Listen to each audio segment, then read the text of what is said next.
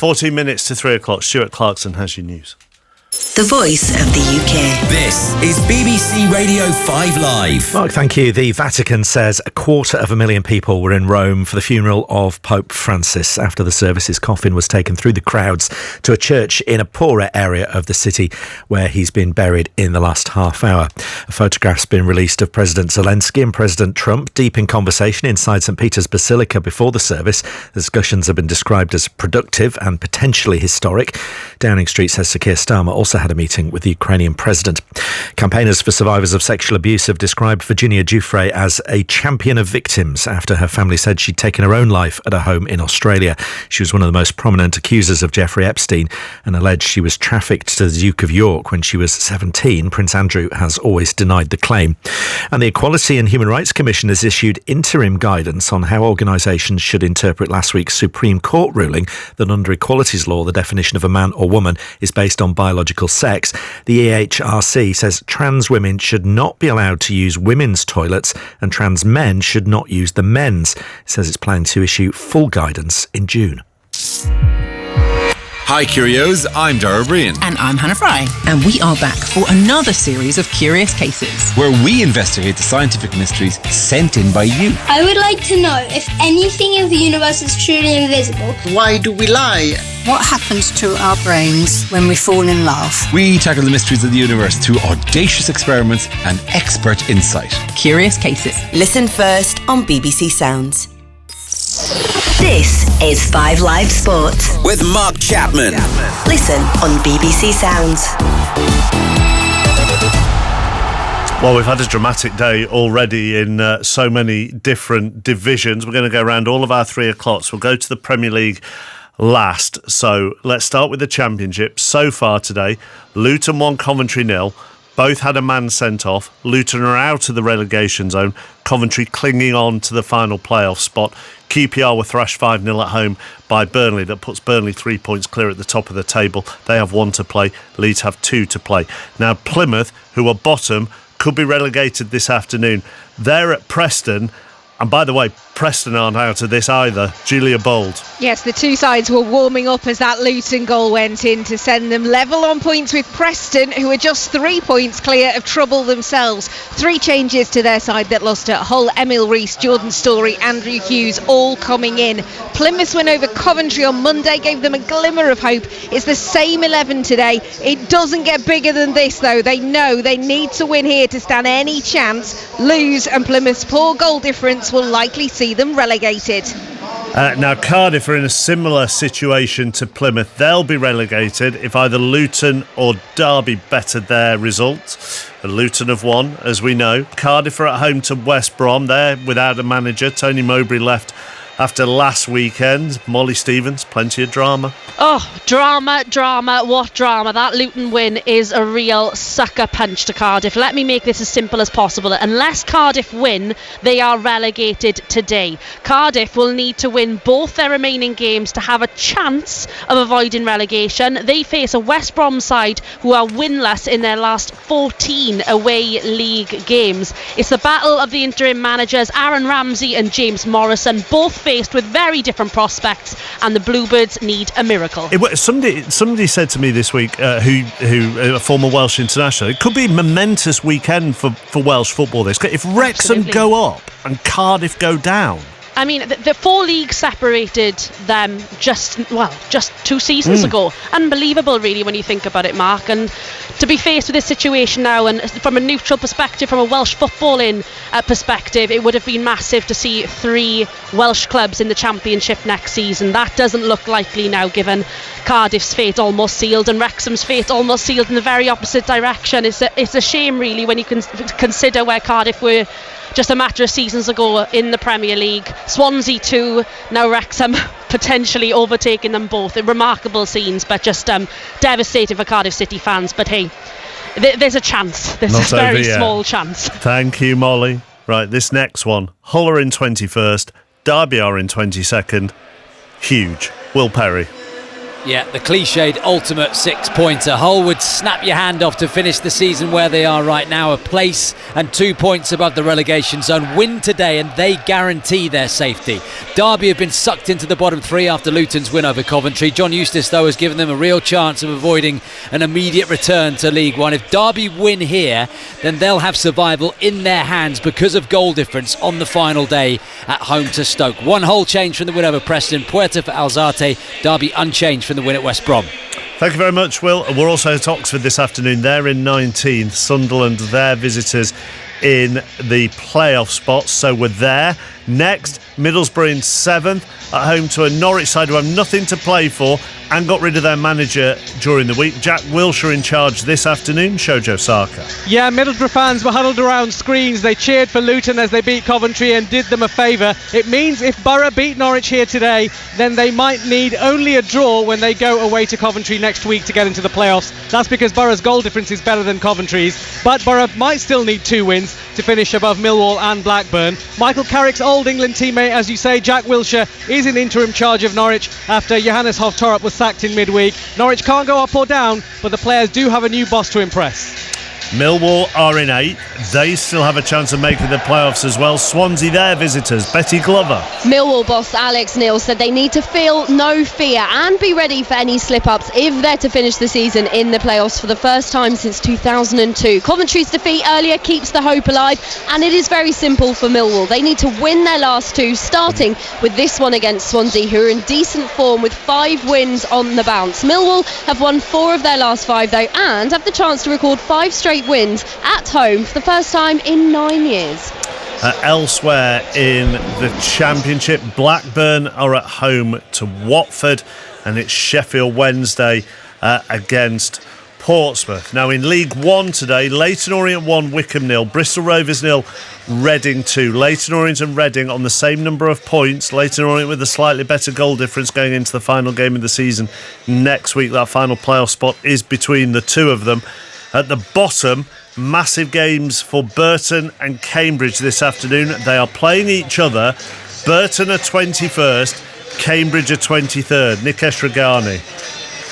Yes, Chappers, Burton have a game in hand, though, and a win today would put them on the verge of safety, barring 2 defeats in their last couple of matches and a big goal swing. They're in decent form, too, picking up 10 points from their last 7. As for Cambridge, their recent good results have probably come too late. They need to win today to stay in the fight for survival, then beat Birmingham on the final day and rely on other results. One thing's for sure, though, both sets of radio commentators here from local radio pumping their fists at Reading's result over Bristol Rovers. That keeps Cambridge and Burton in with a great chance.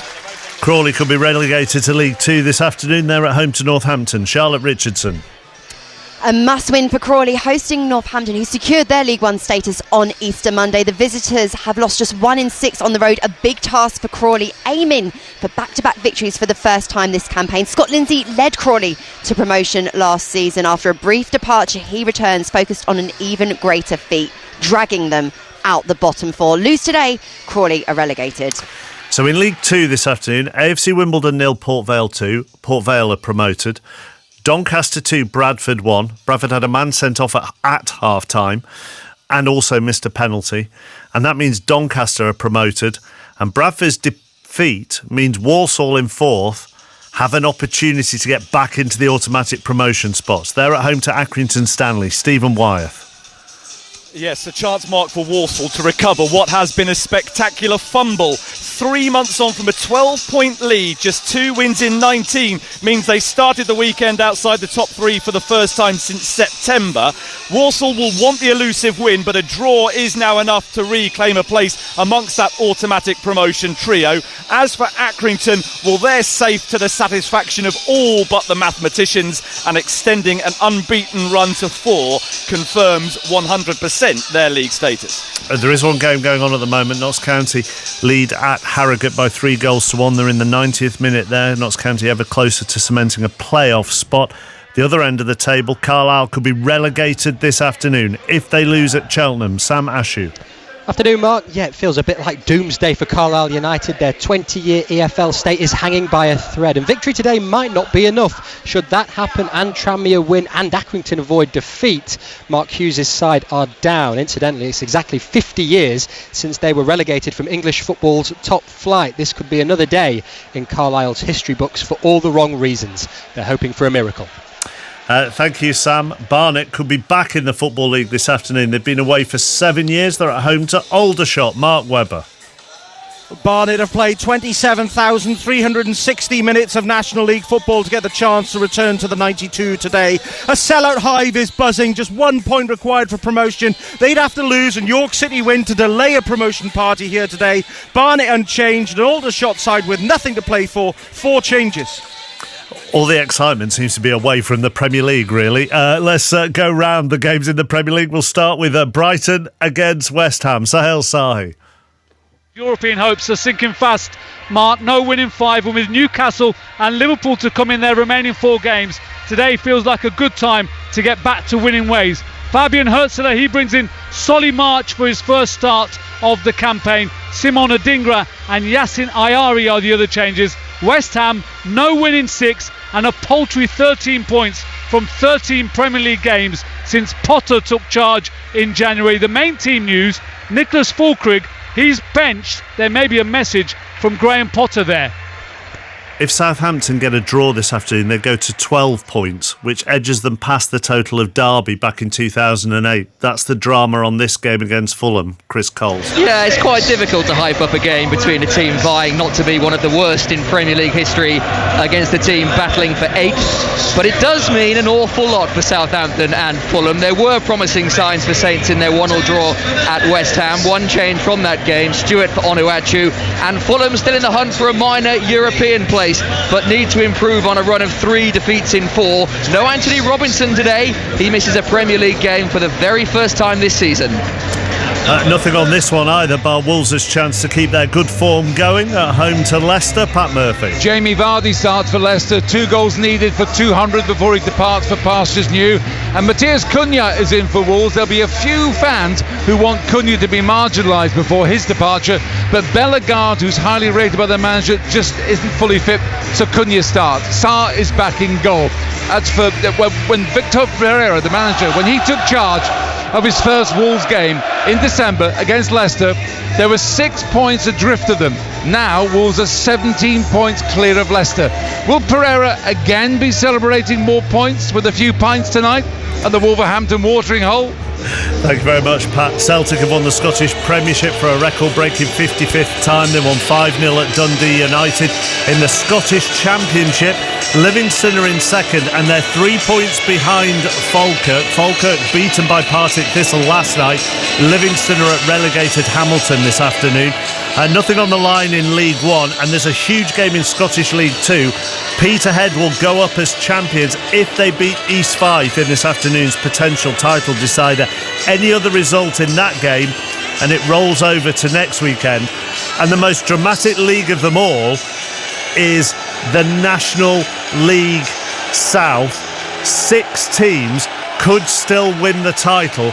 There's only one automatic promotion place. As it stands, Truro City have 86, Torquay have 86, Truro's goal difference 2 better, Eastbourne 85, Worthing 85, Boreham Wood 85 and Dorking 83. Let's hope Ian Dennis is across all of those permutations as well. Paul Robinson alongside him at St James's Park. Thanks, Mark. I've spent the last 20 minutes just working out the Championship, League 1 and League 2, so I'll leave National League South for your good self at half-time on what is a very pleasant afternoon here on Tyneside. But as we already know, Celtic, champions of Scotland. Now this afternoon we could have Cardiff and Plymouth relegated from the Championship. Later on, Wrexham could be promoted from League 1. Cambridge and Crawley could be relegated today also from League 1. Congratulations to Doncaster and Port Vale, who are promoted from League 2. The third automatic slot can't be settled today, but Carlisle United could be relegated from the Football League on an afternoon where Barnet go in the opposite direction. And as for the Premier League, well, you've got 4 points separating 5 clubs for European qualification. And Newcastle United, as a result of Chelsea's win over Everton, have slipped to 6th in the table. But Paul Robinson, the incentive is to get the 3 points that would relegate Ipswich Town, but take them 3rd in the Premier League table. It's a huge ask this afternoon for Ipswich Town. They've made a fist of it this season. They've had a fight. They've given a good account of themselves. Probably they perform the best of the 3 promoted sides who look like they're going down. But to come here this afternoon to a Newcastle side that are in fantastic form. The recent defeat against Aston Villa was probably a surprise after the recent run of form that they've had. But as you know, and everybody knows, they've been fantastic here at St James's Park of late. Yes, they have. Eddie Howe's Black and White Army is the chant, and the Newcastle United manager is back in the dugout this afternoon after missing the last 3 matches when he was unwell with pneumonia and in fact had to be hospitalised. His team has made 1 change. Joe Linton is out with a knee injury. It means that Willock makes his first start since the end of February. So Pope is in goal. Back 4 of Trippier, Share, Byrne and Livramento, Willock, Guimaraes, Tonali, Murphy, Isaac and Barnes. Newcastle United black and white striped shirts, black shorts, defending the Gallagate end, therefore playing from right to left against an Ipswich Town side in their royal blue shirts and white shorts that have made 4 changes.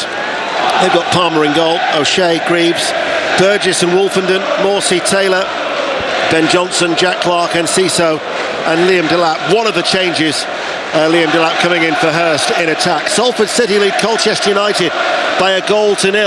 Now both of those 2 sides still harbour hopes of playoffs in League 2. It's 9th against 8th and Salford have that early lead. As the ball goes over the top towards Murphy and it's gathered in by goalkeeper Alex Palmer, all in yellow. Paul. Yeah, interesting one from Kieran McKenna this afternoon, playing with a back 3 or a back 5 out of possession. It's quite clear that Ben Johnson's going to play as a right wing back, Cameron Burgess as a left wing back, the 3 centre halves, Wolfenden, O'Shea and Greaves. When out of possession it does become a 5 very quickly, but when they're in possession they're going to try and get those wing backs further forward and trying to nullify the threat of Newcastle's Jacob Murphy and Harvey Barnes, because that's where a lot of their pressure comes from. Well, the last time we were together and we saw them play 3 at the back, they got pummeled by Nottingham Forest at home, didn't they? They did. It was a cold afternoon if I remember rightly. Yeah, if only you hadn't left your gloves in your car. No need for gloves today. It's a very mild and even a sunny afternoon now in the northeast of England. We'll also keep you in touch with the last day of the jump season at Sandown. John Hunt will be going off racing very, very soon for the 3 o'clock at Sandown. It's finished actually in League 2. Harrogate Town 1, Notts County 3.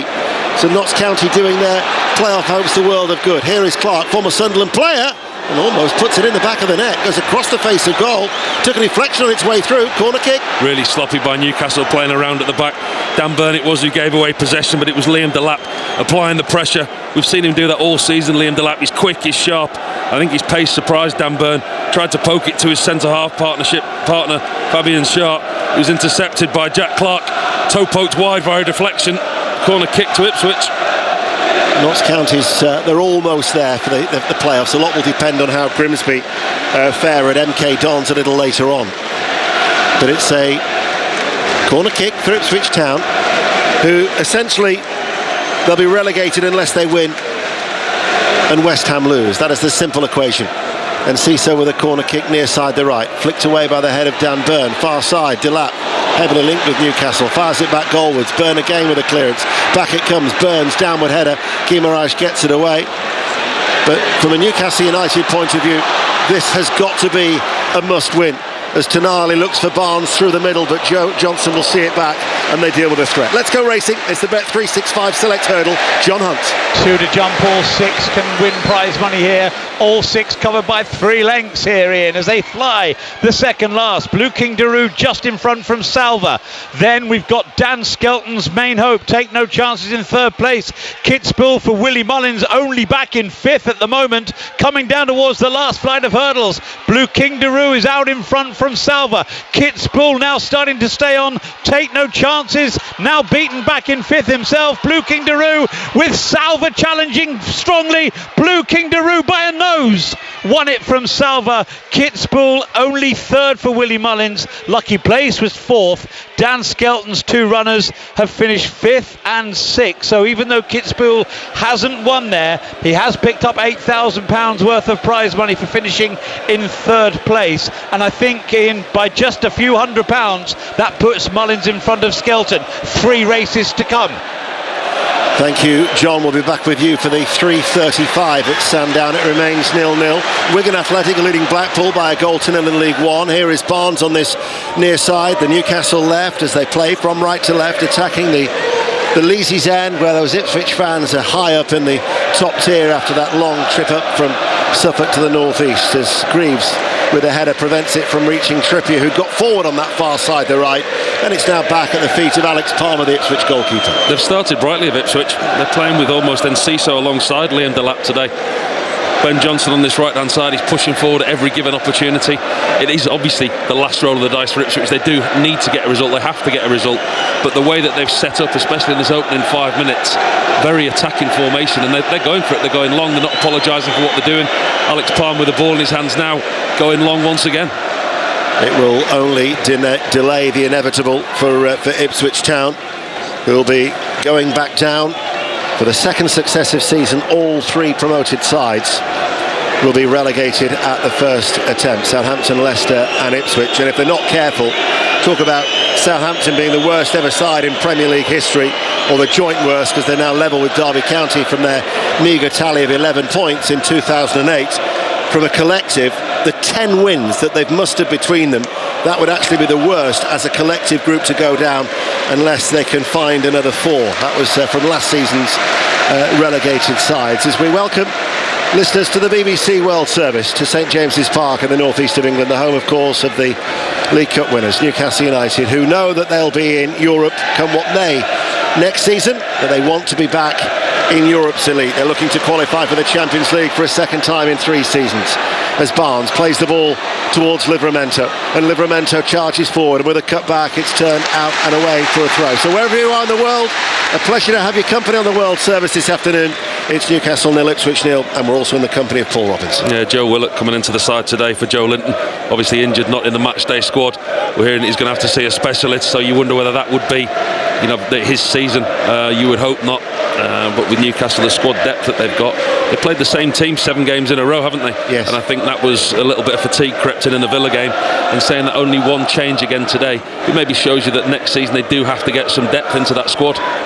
St Johnstone, bottom of the SPL, are leading at Fir Park. Motherwell 0, St Johnstone 1. There's been a goal at Barnet. Mark Webber. It's Barnet 1, Aldershot 0. Barnet needs a better York score to go up to the Football League. York scored earlier on. Mark Shelton has just responded from the penalty spot for Barnet to make it Barnet 1, Aldershot 0. And that would end a 7-year absence from the Football League for Barnet, as Trippier with a cross from the right-hand side. Ipswich got it up towards Delap. He's been heavily linked with Newcastle, hasn't he? I mean, it's not just the only club he's been linked with. I think it's fair to say we'll still be seeing Liam Delap in the Premier League next season. I think so. I think when you look at his release clause, I think when you compare that to other prices talked about in the Premier League last season and this season, you're not really taking a chance. You're buying a quality player. There will certainly be a few clubs at the table looking at him. Here is Barnes, left-hand side of the area. Chips the ball towards the far post. Clearance only as far as Tonali. Willock back with Barnes, comes to a standstill. Willock goes on the overlap. It's a decoy run. Infield then to Tonali. Back out towards Barnes, who's been in form. Works it towards Livramento. Cross from Livramento. Headed away by Burgess in the central area of that penalty area for Ipswich, who are defending deep. And then it'll be tidied up back to Palmer. He's done excellently well, Livramento. Got his place in the side on his left-hand side. The link-up play, the understanding that he's had with Joe Linton, but now more so Harvey Barnes. You look at the top goal scorers for Newcastle. He's up with 21 Premier League goals. Harvey Barnes is the second top scorer on 9 with 4 assists. He's got himself into the team and he's become a key player. That's Paul Robinson, who's with us here at St James's Park. No other goals to tell you about just as yet. 0-0. Later on, of course, we'll be bringing you the Crystal Palace Aston Villa, first of the FA Cup semi-finals at Wembley. That's at 5:15, and then the big fight live on 5 Live. Coverage starts at 9:30. Chris Eubank Jr. against Conor Benn from the Tottenham Hotspur Stadium. Tonali, edge of the area. Murphy, right hand side, and across the face of goal it goes. Kept in play by Barnes on this near side. Newcastle now are very much on the front foot. Here is Guimaraes. Gets away from Enciso. Here is Cher. Thought he was going to shoot. Instead he passes the ball out wide. Trippier, right hand side with a cross. Isak is there. Barnes appealing for handball there against Johnson. Yeah, it's not taking Newcastle long to get into the stride, has it? Really good play by Tonali. Murphy on the right hand side, ball across the face of the goal. I think they were taken aback by how direct Ipswich were at the start. Ipswich now can come forward. Clark picks it up. There are the customary boos for a former Sunderland player, and then he's fouled by Trippier. Free kick to Ipswich, 0-0. Yeah, he just stands his ground, Kieran Trippier. Jack Clark's got the run on him. There's a turnover of possession. Liam Delap once again winning possession back. Jack Clark running at Trippier, puts the ball round him, uses all his experience. Kieran Trippier is a long way from goal. Stands there, puts his arms up in the air, says there's nothing I can do. Gives away the free kick. Opportunity for Ipswich to load the box up, which they are currently doing. Sheffield Wednesday leading Portsmouth by 1-0 in the Championship. Free kick then for Enciso to take, about 10 yards in from the left touch line. Quite a high line from Newcastle's back line. Jason Tyndall in the technical area, just trying to make a few tweaks to that black and white back line under the partial blue skies in the northeast. Enciso lifts both arms aloft and then waits. The referee is Michael Salisbury. He blows his whistle, and Enciso then rolls it. Back it goes from Morsey to Enciso. It's a high ball into the penalty area. Greaves is the one who will retrieve it on this near side, the right. Johnson helps him out. His cross takes a deflection and allows Guimaraes to head the ball up and then headed away by Livramento. It remains 0-0. No goals between Brighton and West Ham, Southampton and Fulham. Such a key game though down at the bottom of the Championship. Hull City, Derby County, Will Perry. 12 minutes gone, Hull 0, Derby 0. Cracking atmosphere at the MKM. Amrabat's had a shot deflected behind for the home side. Remember, Hull win, they stay up. Derby win, and it's in their hands on the last day. Hull 0, Derby 0. And a Derby win, and Hull City would then be in real trouble. At the minute, it's only the goal difference between them and Luton that would then stop them from dropping into the relegation zone. Luton with a very important victory against Coventry City earlier, both down to 10 men, but Luton Town with Shandon Baptiste in the 90th minute with an all-important victory at Kenilworth Road. Ipswich have got a corner. Meanwhile, a goal at Southampton. Chris Coles. For Southampton, scored by Jack Stevens. Excellent header from a pinpoint free kick. Southampton 1, Fulham 0. And there, they could well avoid the tag of the worst team in Premier League history for relegated Southampton. Corner kick, though, for Ipswich Town. Front of the Gallagate end. And Enciso waits to take it. Newcastle have got everybody back. Referee has spotted a little bit of pushing and shoving. Kieran Trippier is the one, I think, trying to protect his goalkeeper from the attentions of Jacob Greaves, who's standing inside that 6-yard area. And Enciso waits to deliver. 0-0 on 5 Live Sport in the World Service. In it comes now. Aimed towards Wolfenden, cleared by Isak. Goal at Deepdale. Julia Bold. It's Preston 0, Plymouth 1. Mustafa Bundu with that crucial goal that could give Plymouth some hope as they started right at the bottom of the table. Right now, though, Preston 0, Plymouth 1. Well, Plymouth and Cardiff, the equation was quite simple after that Luton Town win.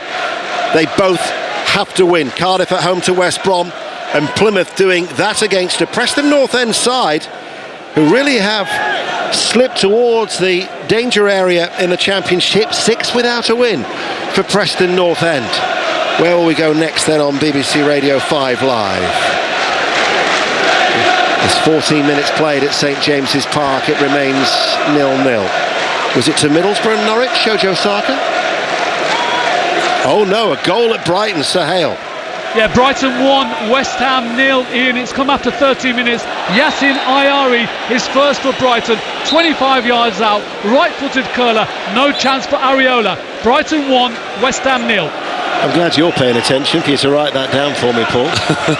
Somebody's got to look after you. You've got a lot going on this afternoon, haven't you? So Brighton are ahead, Southampton are ahead, Wolves Leicester is 0-0. Chelsea earlier beat Everton by a goal to 0, and it's 0-0 here. Willock has just been told to calm down by referee Michael Salisbury, just getting involved in a little bit with Sam Morsy. Yeah, there's a coming together in the middle of the pitch. He did get away from him, Joe Willock. He got on the wrong side of Sam Morsy.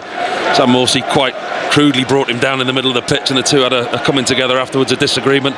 It started to get a little bit scrappy, this game. Well, Cher waits to take the free kick for Newcastle United. I can only imagine that there must have been some VAR check there again. Supporters wouldn't have a clue. But that was the reason for the delay, because there was clear, you could see with the referee having some sort of communication with the VAR James Bell, as Tonali strokes it back towards Cher. Cher will gently jog his way into the centre circle. Guimaraes then makes himself available and passes the ball out to Murphy. Trippier goes on the overlap. Guimaraes is available in field. He uses Trippier. They appeal for handball. Not spotted by the referee, not awarded as a result. And then the ball is stroked out towards Enciso. And Johnson could be going on ahead of him, but Pope is already up and out of his penalty area, and Newcastle deal with any threat of a counter-attack. We'll get an update then. So we know Plymouth have to win, and they are leading. Likewise for Cardiff. They're at home to West Brom. Molly Stevens.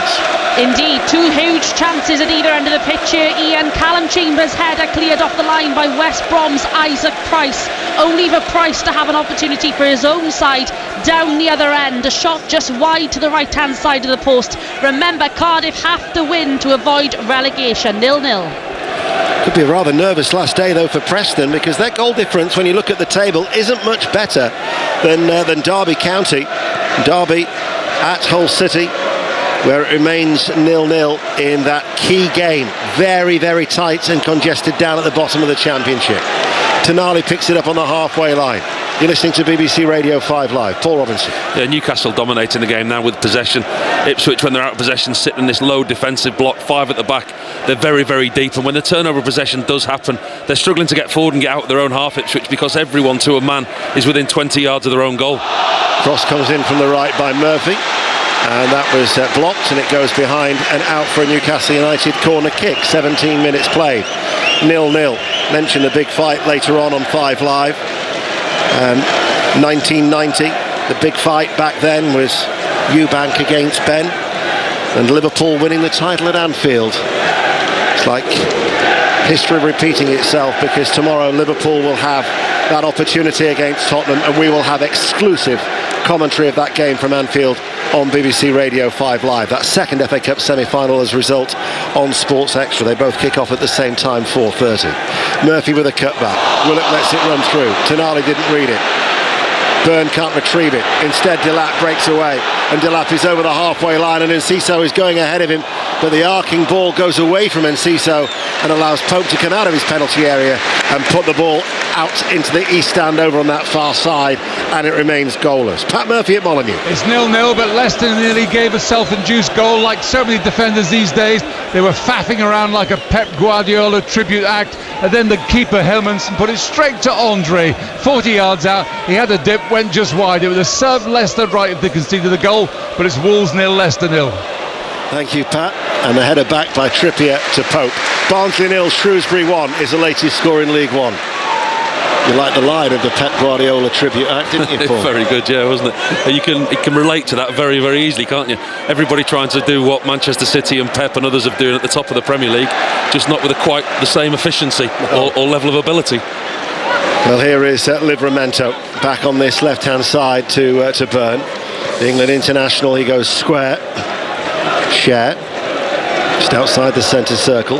Trippier takes it on the halfway line, forward towards Murphy. And then he was checked, and that'll be a foul, and Jacob Greaves was the offender. No action to be taken against the Ipswich defender, but a free kick to Newcastle, 0-0. Much to the disappointment of the Newcastle fans on the far side there, right in front of the incident. He did really well, Jacob Murphy. Great first touch. Puts it through Jacob Greaves' legs, actually. Jacob Greaves just says, no, not having that. Puts his arm round him, brings him to the ground. Quite crudely, actually. Arm round his neck. Murphy's back on his feet now and is at full pelt. Couldn't keep that ball in play as it goes out for a goal kick. London Road in League One, Peterborough United are leading Bolton Wanderers by a goal to 0.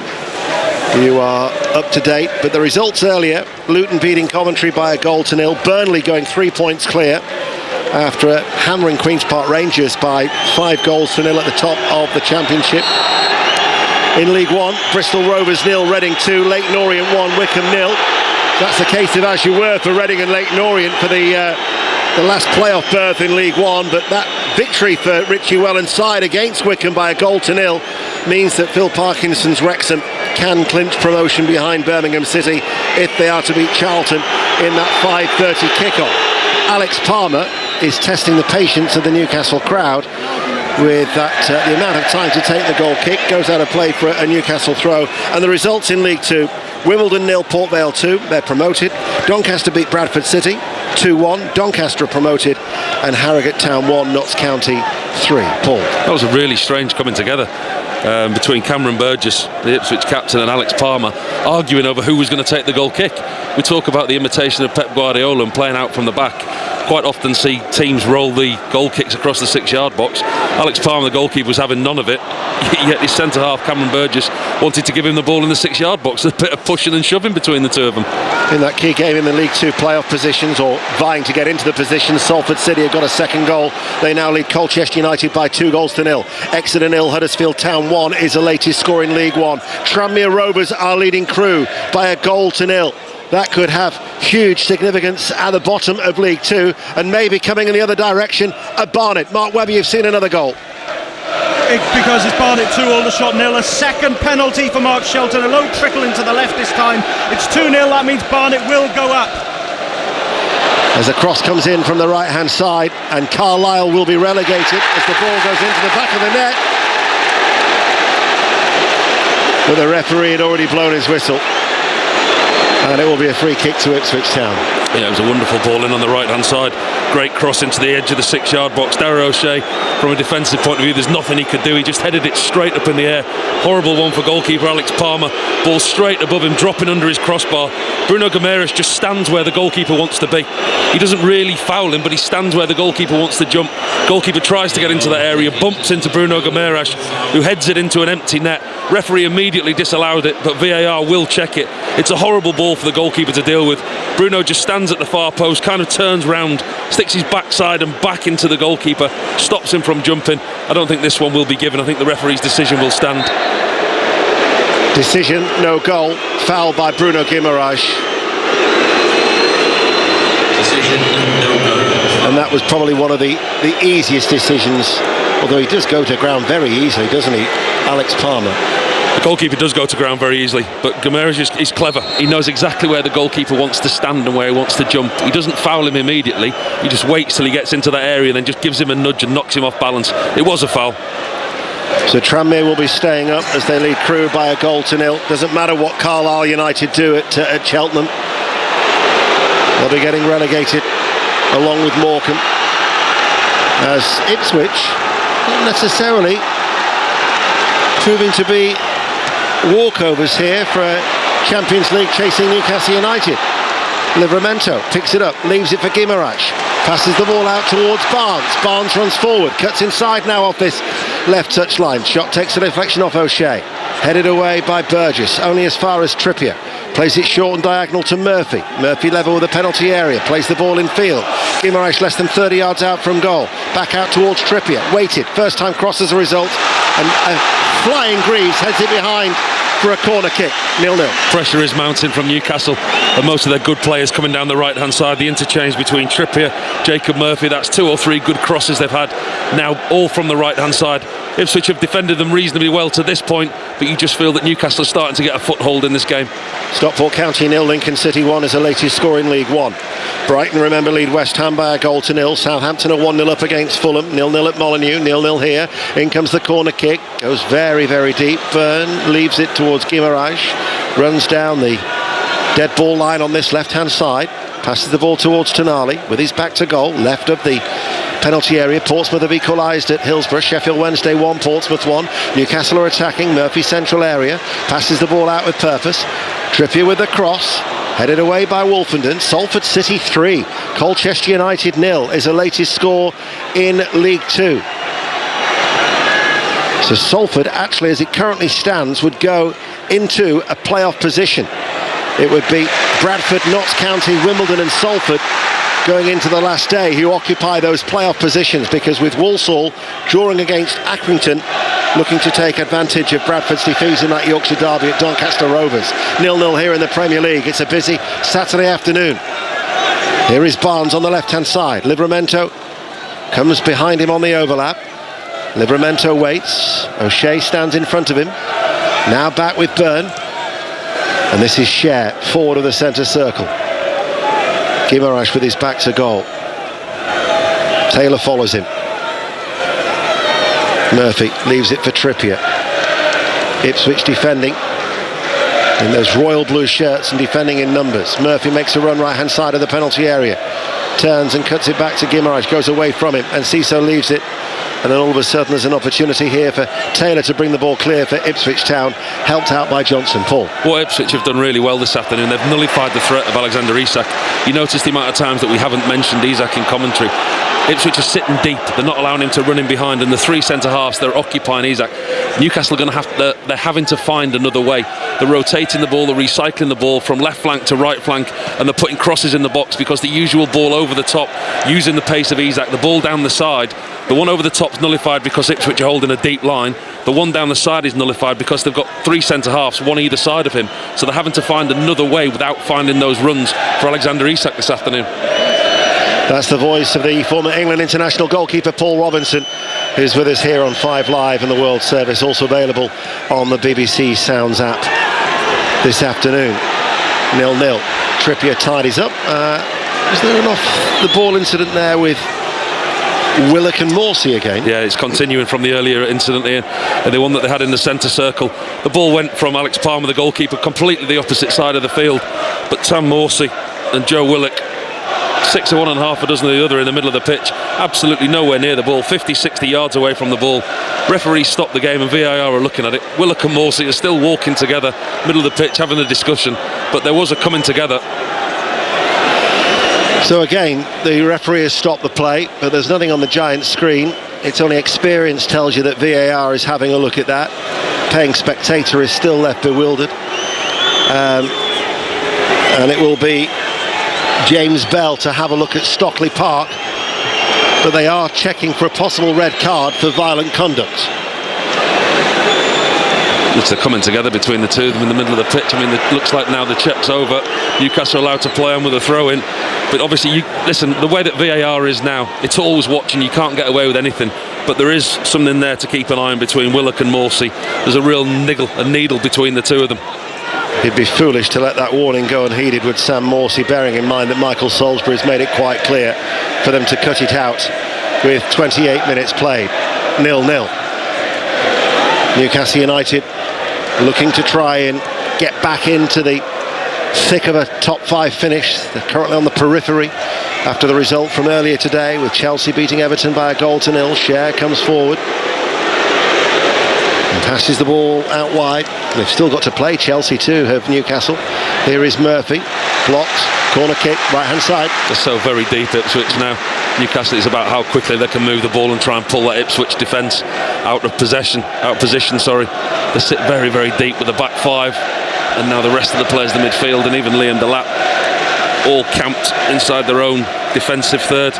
And when they do turn over possession, they're struggling to keep hold of the ball. Trippier with a corner kick far side the right, and it comes over the head of Byrne. Referee's blown his whistle, spotted an infringement. Free kick to Ipswich Town. In fact, looking at Newcastle's remaining fixtures, Brighton away next Sunday, then it's Chelsea on the 11th at home, Arsenal away, and then Everton at home on the 25th, as Oxford United are leading Sunderland by 1-0. Oxford United, that would mean that they are safe in the Championship. They were only 3 points clear of the relegation zone earlier today, but that would take them to 52 points for a Sunderland team that just seemed for so long to have not been able to catch the top 3 above them in the Championship, but at no point has their position in the playoff positions in the Championship ever come under any threat. As Clark, a former Sunderland player, stands on the ball, and Newcastle United are in possession once again, 0-0. Does well there, Tonali. Clark stands on the ball, loses possession halfway inside Newcastle's half, Tonali regains it and he goes for that ball alongside the centre halves for Alexander Isak, but once again it's cut out by Ipswich. Carlisle United are leading at Cheltenham by a 1-0, but it matters not at the moment because of Tranmere leading Crewe, as here is Johnson for Ipswich. Johnson taken out by Byrne, on the edge of the area, and instead Johnson has been penalised for a dive and has been shown a yellow card. It'll be a free kick to Newcastle. Let's get news of that goal at Cheltenham from Sam Ashu. Carlisle 1 in, the ball breaks free to Matthew Dennis, the former Arsenal man, one-on-one with the keeper and slotted it perfectly past Joe Day. Is the great escape on for them? They're doing what they need to do, but as things stand, like you mentioned before, they will go down because of the results for Tranmere and Accrington. It's Cheltenham 0, Carlisle 1. Yeah, Tranmere are leading still 1-0 against Crewe. Let's get news of the Oxford goal. Mike Williams. What a crucial goal this could turn out to be for Oxford. It's Ben Nelson, the defender, up from the back with a powerful header past Patterson in the Sunderland goal. The ball swung in, just a textbook defender's free header, and it's given Oxford a 1-0 lead here over Sunderland. 14 minutes to go to half-time. 0-0, 5 live in the World Service. Ball rears up for Livramento. Awkward for actually to get his head over it, and bounced off the top of his head and straight towards Johnson. What did you think about that incident just a short time ago? I think he's unlucky, Ben Johnson, and I think VAR took a long hard look at it. The referee gave a free kick in Newcastle's favour, saying that Ben Johnson had simulated, dived over Dan Burn, but actually Dan Burn dangled a leg out. There was some contact. Granted that Ben Johnson was looking for the contact. He waited, left his foot in. But if it had gone the other way, I don't think VAR would have overturned it. I think he was lucky there, Dan Burn. Had it gone the other way, Burn would have probably been sent off for the denial of a goal-scoring opportunity. Well, that's it. It would have been a huge overturn by VAR. From Johnson getting booked for a dive, it would have been a red card and possible penalty for Ipswich. What was it the referee's directive said at the start of this season? Referee's call. And Ciso as a snapshot. Played in down the right-hand side by Morsey from a free kick just inside the Newcastle half, right corner of the area. Hit it first time right-footed, off target. There's been a goal at Molineux. Pat Murphy. Hello, Pat. Goal for Wolves. It's come from Matthias Cunha. It's been coming for some time. Lovely move. Touch from Cunha. Aignery down the wing. Left foot cross low. Turned in expertly by Cunha. Wolves 1. Leicester 0. Wolves on course for a 6th successive victory. Leicester City before today, 1 point out of a possible 30. They've gone down with a whimper, haven't they? They've really gone down with a whimper. I think since Ruud van Nistelrooy's come in, you look at the points per game ratio, it's been poor. The lack of goals that they've scored at home as well. I think there's a lot of changes that need to happen for them next season, whether it be a manager, whether it be a squad overhaul. We know that Jamie Vardy's not going to be there next year, whether Ruud van Nistelrooy's going to be there next year. But I think there's a lot of things that have to change for them to get back in the Premier League and stay in.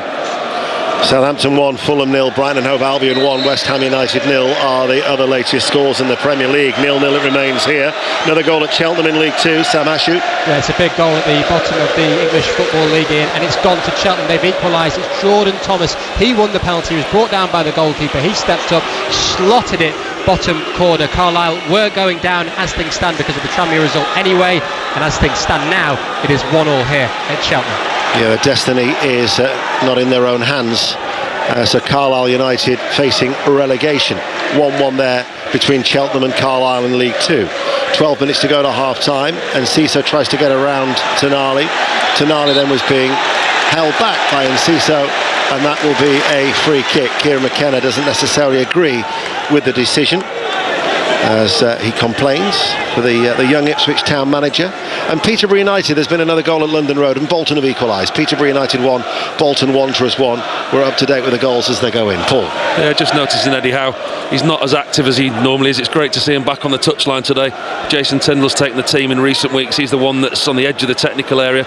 Eddie Howe, every now and then he pops in and out the dugout, but he spent quite a lot of the first half sat on his seat. Here is Livramento. This is Barnes. Barnes with the cross. Isak with a header. Couldn't get over it. 6 yards out. Heads it off target. 0-0. Goal kick. First opportunity for Alexander Isak in this game. Great work down this left-hand side by Harvey Barnes. He just gets a yard. That's all he needs. Sometimes he tries to overplay. Really nice ball into him. Martino Livramento again, the link-up play. Isak gets himself in between two Ipswich centre-halves. Just 6-7 yards out. Can't quite get enough purchase on the header. Any Bradford City fans still travelling after seeing your side lose at Doncaster Rovers as Murphy sends in a cross. Isak volleys over. Listen to this scoreline from the Bescott Stadium. Steve Wyeth. It's fantastic news for Bradford. Walsall are behind, in danger of a 13th successive game without a win. Accrington Stanley in front, courtesy of Ben Wood's brilliant dipping volley from the edge of the penalty area. Accrington will be safe as it stands. Walsall 0, Stanley 1. And that means that Bradford still are third because Walsall dropped to 74 in the live league table. Very, very tight to see who will get that third automatic promotion slot behind Doncaster Rovers and Port Vale, promoted today, but the title for League Two will go right to the wire. Elsewhere, there are no other goals to tell you about on this dramatic afternoon, certainly in the Football League. But in the Premier League, 0-0 here. If you'd have said of all the games to be played today, as we approach 10 minutes to half-time, this would be the one without a goal for an Ipswich side who are on the brink of relegation, you probably wouldn't have selected St James's Park as a venue, as Delap's deflected shot should be routinely saved by Pope. Yeah, they started well, Ipswich, but they have dropped off, and I think you've got to realise where they are. And Kieran McKenna, he's urging his side forward, but this defensive shape that they've got, when they're out of possession, they're almost afraid of Newcastle. They drop deep, stick 5 men behind the ball. The back 5 is very regimented, very organised. The 2 central holding midfielders protect them, and Newcastle have struggled thus far to break them down. Murphy sent away on the right-hand side. Murphy with a cross in towards Isak. Cleared away. And this is Byrne. Plays it down this near left-hand side. Isak being held back by Johnson on this occasion. It's got to be a yellow card for Johnson, and he's going to be off. And Ipswich are down to 10 men. And Ben Johnson, who was booked for a dive earlier in the half, now shown a second yellow card for holding back Isak, and Ipswich are down to 10. Kieran McKenna beneath us is absolutely furious, wagging his finger at the 4th official. He's raging, the Ipswich manager. He knew that it was going to be a massive task here today at St James's Park. Ben Johnson questionably got booked for a dive on the edge of the Newcastle box, walks past his manager nonchalantly just throws his thumb at him as to say, get down the tunnel. It was a strange decision by Ben Johnson to pull back Alexander Isak in that position. Wide left on this near touchline, wraps both his arms around Isak. Isak's away. He's not really threatening the goal. He's heading towards the byline to put a cross in. Ben Johnson wraps him up, takes a second yellow card. Ipswich's task is now humongous. You've got to say that the lack of discipline from Ben Johnson there, it's astonishing. Well, twice. If he's got booked for a dive, and then once he knows that he's been booked for a petulant dive, he does something like that. Isak's not going towards goal. I mean, this free kick's 5 yards from the near touchline, heading towards the byline. There's no way he was threatening the goal. He didn't need to do that, Ben Johnson. Free kick for Newcastle. Trippier on the left-hand side, rolls it short to Barnes, gets the ball back from Tonali. Here is Barnes, blocked by Morsey. And all of a sudden, Ipswich Town, it's going to be backs to the wall now. Well, they're just going to look to get to half-time, aren't they now? They've got to get to half-time. Look to Kieran McKenna to regroup, to reorganise. You wonder whether that back 5 will change to a back 4 and a defensive midfield 3 in front and just sit back. From the corner kick, Tonali to Trippier, out wide then to Murphy. Newcastle United are attacking right corner of the area. It remains 0-0. Plays the ball in short to Willock, and then all of a sudden Newcastle go further back. Let's go racing. It's the celebration chase at Sandown. John Hunt. And the hot favourite John Bond leads narrowly over the second last, but Willie Mullins' Ilete Tomp is coming, looking very threatening as well. Energumen's back in third, so Mullins 1 and 3 at the moment in this race for the Trainers' Championship. They're over the last. Ilete Tomp is out in front. John Bon, the hot favourite's got no response. This is a surprise, very welcome winner for Willie Mullins. Ilete Tomp, ridden by Danny Mullins, has beaten John Bon. Energumen's finished third. Dan Skelton's 2 runners, both well beaten, and that, Ian, is 1 hand and 4 fingers on the National Trainers' Championship trophy for Willie Mullins. He is now looking unstoppable. The big race is the Gold Cup at 4:10. Mullins, to remind you, has 10 of the 20 runners there, but Ilete Tomp has just helped him, maybe propelled him to a second Trainers' Championship. Thank you, John. Look forward to hearing you for the big race at 4:10. Goals in Scotland: Hearts 0, Dundee 1, Kilmarnock 1, Ross County 0. Huge goal at Crawley though, Charlotte Richardson. Crawley 1, Northampton 0. Russia and Hepburn Murphy with the goal. Crawley desperately need to keep their hopes of staying in League One alive. A clinical strike puts the pressure on Burton above them, who are currently drawing, meaning there's a point the difference as things stand. Crawley 1, Northampton 0.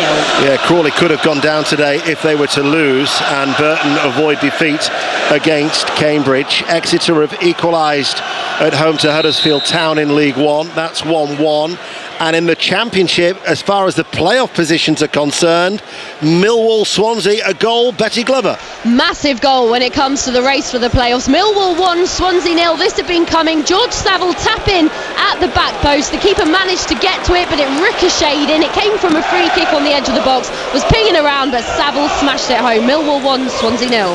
Ben Godfrey has come on for Jack Clark. That's the substitution that Ipswich have made, enforced after the sending off of Ben Johnson. At Fir Park, Motherwell have equalised at home to bottom of the table St Johnstone.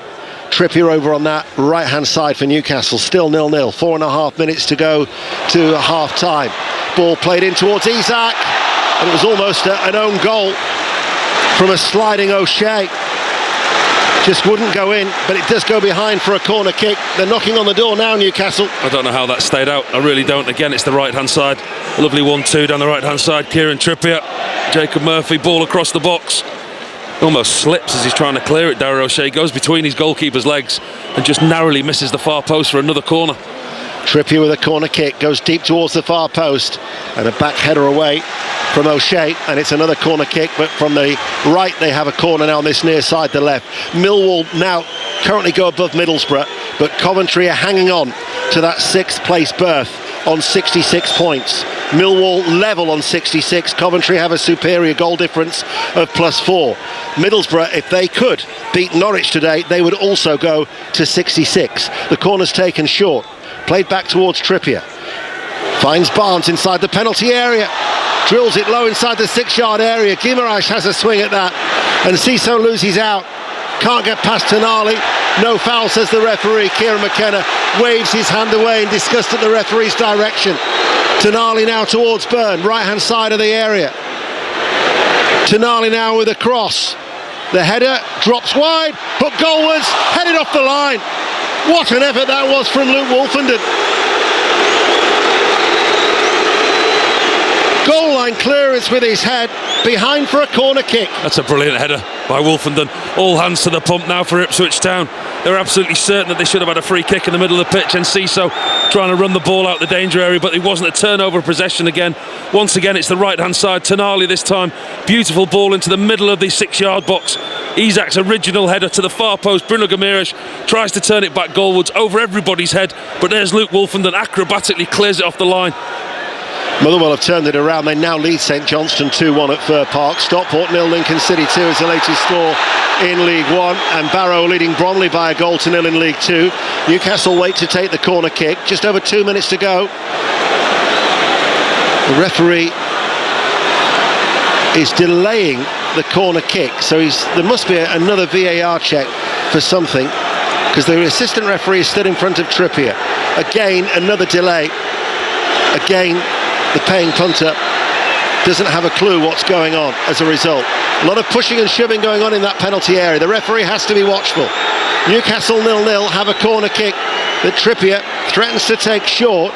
Still Delap and Byrne are having a bit of a tug and push and shove at each other, and they're both going to be shown a yellow card. Both Byrne and Delap are booked as a result. It's comical, absolutely comical. The referee's warned them once. 5 yards from the referee, he stood there looking at them, and he's talking to them saying, look, I can see you both, and they're still doing it. They just stood literally within a yard of each other. It's like a test of strength between Delap and Dan Byrne. Well, still, they're actually coming together. There is contact between the two. Corner kick is taken short on the right. Trippier plays it too short, nipped in. That's a penalty. That should be a penalty. Byrne has been wrestled to the floor by Delap. He put 2 arms around him and took him down at the far post. That wouldn't have been a miss at Twickenham. It's like panto season. It's ridiculous. Guimaraes with a cross. Byrne waits. Isak mishits it. Screws it wide. Out towards Murphy, right-hand side. Deliberately rolls it short. Tonali! Oh, hits the corner of the crossbar. And Barnes almost tried to run the ball in, but it bounced off his chest and went away from him. And Tonali's so close. And the 10 then of Ipswich are hanging on. We're inside the last 60 seconds, 0-0. Tonali goes out wide. Floats it out towards Murphy. Murphy on the right and Ciso. Can't stand over the cross. In it comes now. Willock rises and swept to safety by Delap. A must-win game for Cardiff in the Championship, and there's been a goal. Molly Stevens. Well, there had been. It's been chalked off for offside. Callum Chambers, a header into the top left-hand corner. That could have been huge for Cardiff City in their quest for Championship survival. Remember, if they lose today, they go down. If they draw today, they go down. That goal does not stand. 0-0 against West Brom. Strong penalty appeals here now for Newcastle United. Referee Michael Salisbury coming under a lot of pressure, Paul. Yeah, this is ridiculous now. Every single Newcastle player surrounding the referee on the far side. Once again, it's on the right-hand side. Jacob Murphy comes together with Enciso. It is this time inside the Ipswich box. Referee will check. They're going to check two penalties, because Dan Burn was brought to the ground earlier by Liam Delap. And that one there, Jacob Murphy, taken down by Enciso. Well, VAR will have a look at it. Rangers, incidentally, had taken the lead, but St Mirren have quickly equalised. Celtic earlier winning the title in emphatic fashion, 5-0 at Tannadice, a record equalling 55th top-flight title for Celtic. So VAR having a look for this foul from Enciso inside the area or just outside. Well, probably in. It looks in. He's certainly fallen over inside. It's a lovely through ball inside Enciso. Enciso gets the wrong side of Jacob Murphy. He's on the outside of him. Murphy gets on the inside the box, gets there first, and it just depends. We can't really see on these small monitors. There's an arm around Jacob Murphy. It just depends if there was any contact with the lower limb down. Referee's shown us the VAR signal. He's going to go and have a look, and we know what that means. We do know what this means. So James Bell, the VAR, has instructed Michael Salisbury to go to the monitor that is now extended to his eye line in front of the east stand, and he stands in his orange referee's jersey watching, and this will be the instruction that this will be a penalty to Newcastle United. And Ipswich Town have got themselves involved in a lot of nonsense off the ball here today. Yeah, they have. I think obviously since Ben Johnson got sent off, they've been a little bit ragged, a little bit disgruntled. They've found it difficult to get reorganised. Ben Godfrey's come on. He's wanted to keep the back five in place, but they've been very, very defensive. They're literally hanging on for their lives to get to half-time by hook or by crook, fouling, breaking the game up. Gamesmanship, call it what you like. It's been scruffy, it's not been nice, and it looks for all the world that Newcastle are about to get a penalty and have the opportunity to go in 1-0 up at half-time. Cambridge United have to win in League One. They're down to 10 men. Ryan Loft has been sent off in first half injury time, as here Michael Salisbury, after having a look at the monitor, awards Newcastle United a penalty kick for them to take the lead. At the Leazy's end of the ground, he had a good, long, hard look at it, and Kieran McKenna will only be questioning the ill discipline that some of his players have shown here this afternoon. Yeah, I think the referee took a lot of advice from those in black and white shirts on the far side. I think they were advising him quite strongly to give the penalty, but when you look at it and you look at the replay, Jacob Murphy does extremely well, and Ciso leaves himself wide open to give away the penalty. He's got his arm round him, and there was connection there. Referee didn't initially give it. He was quite close to the incident, waved it away straight away, but then as soon as the ball went out of play, VAR advised him to go and look at it, and I think the right decision's been got to there in the end.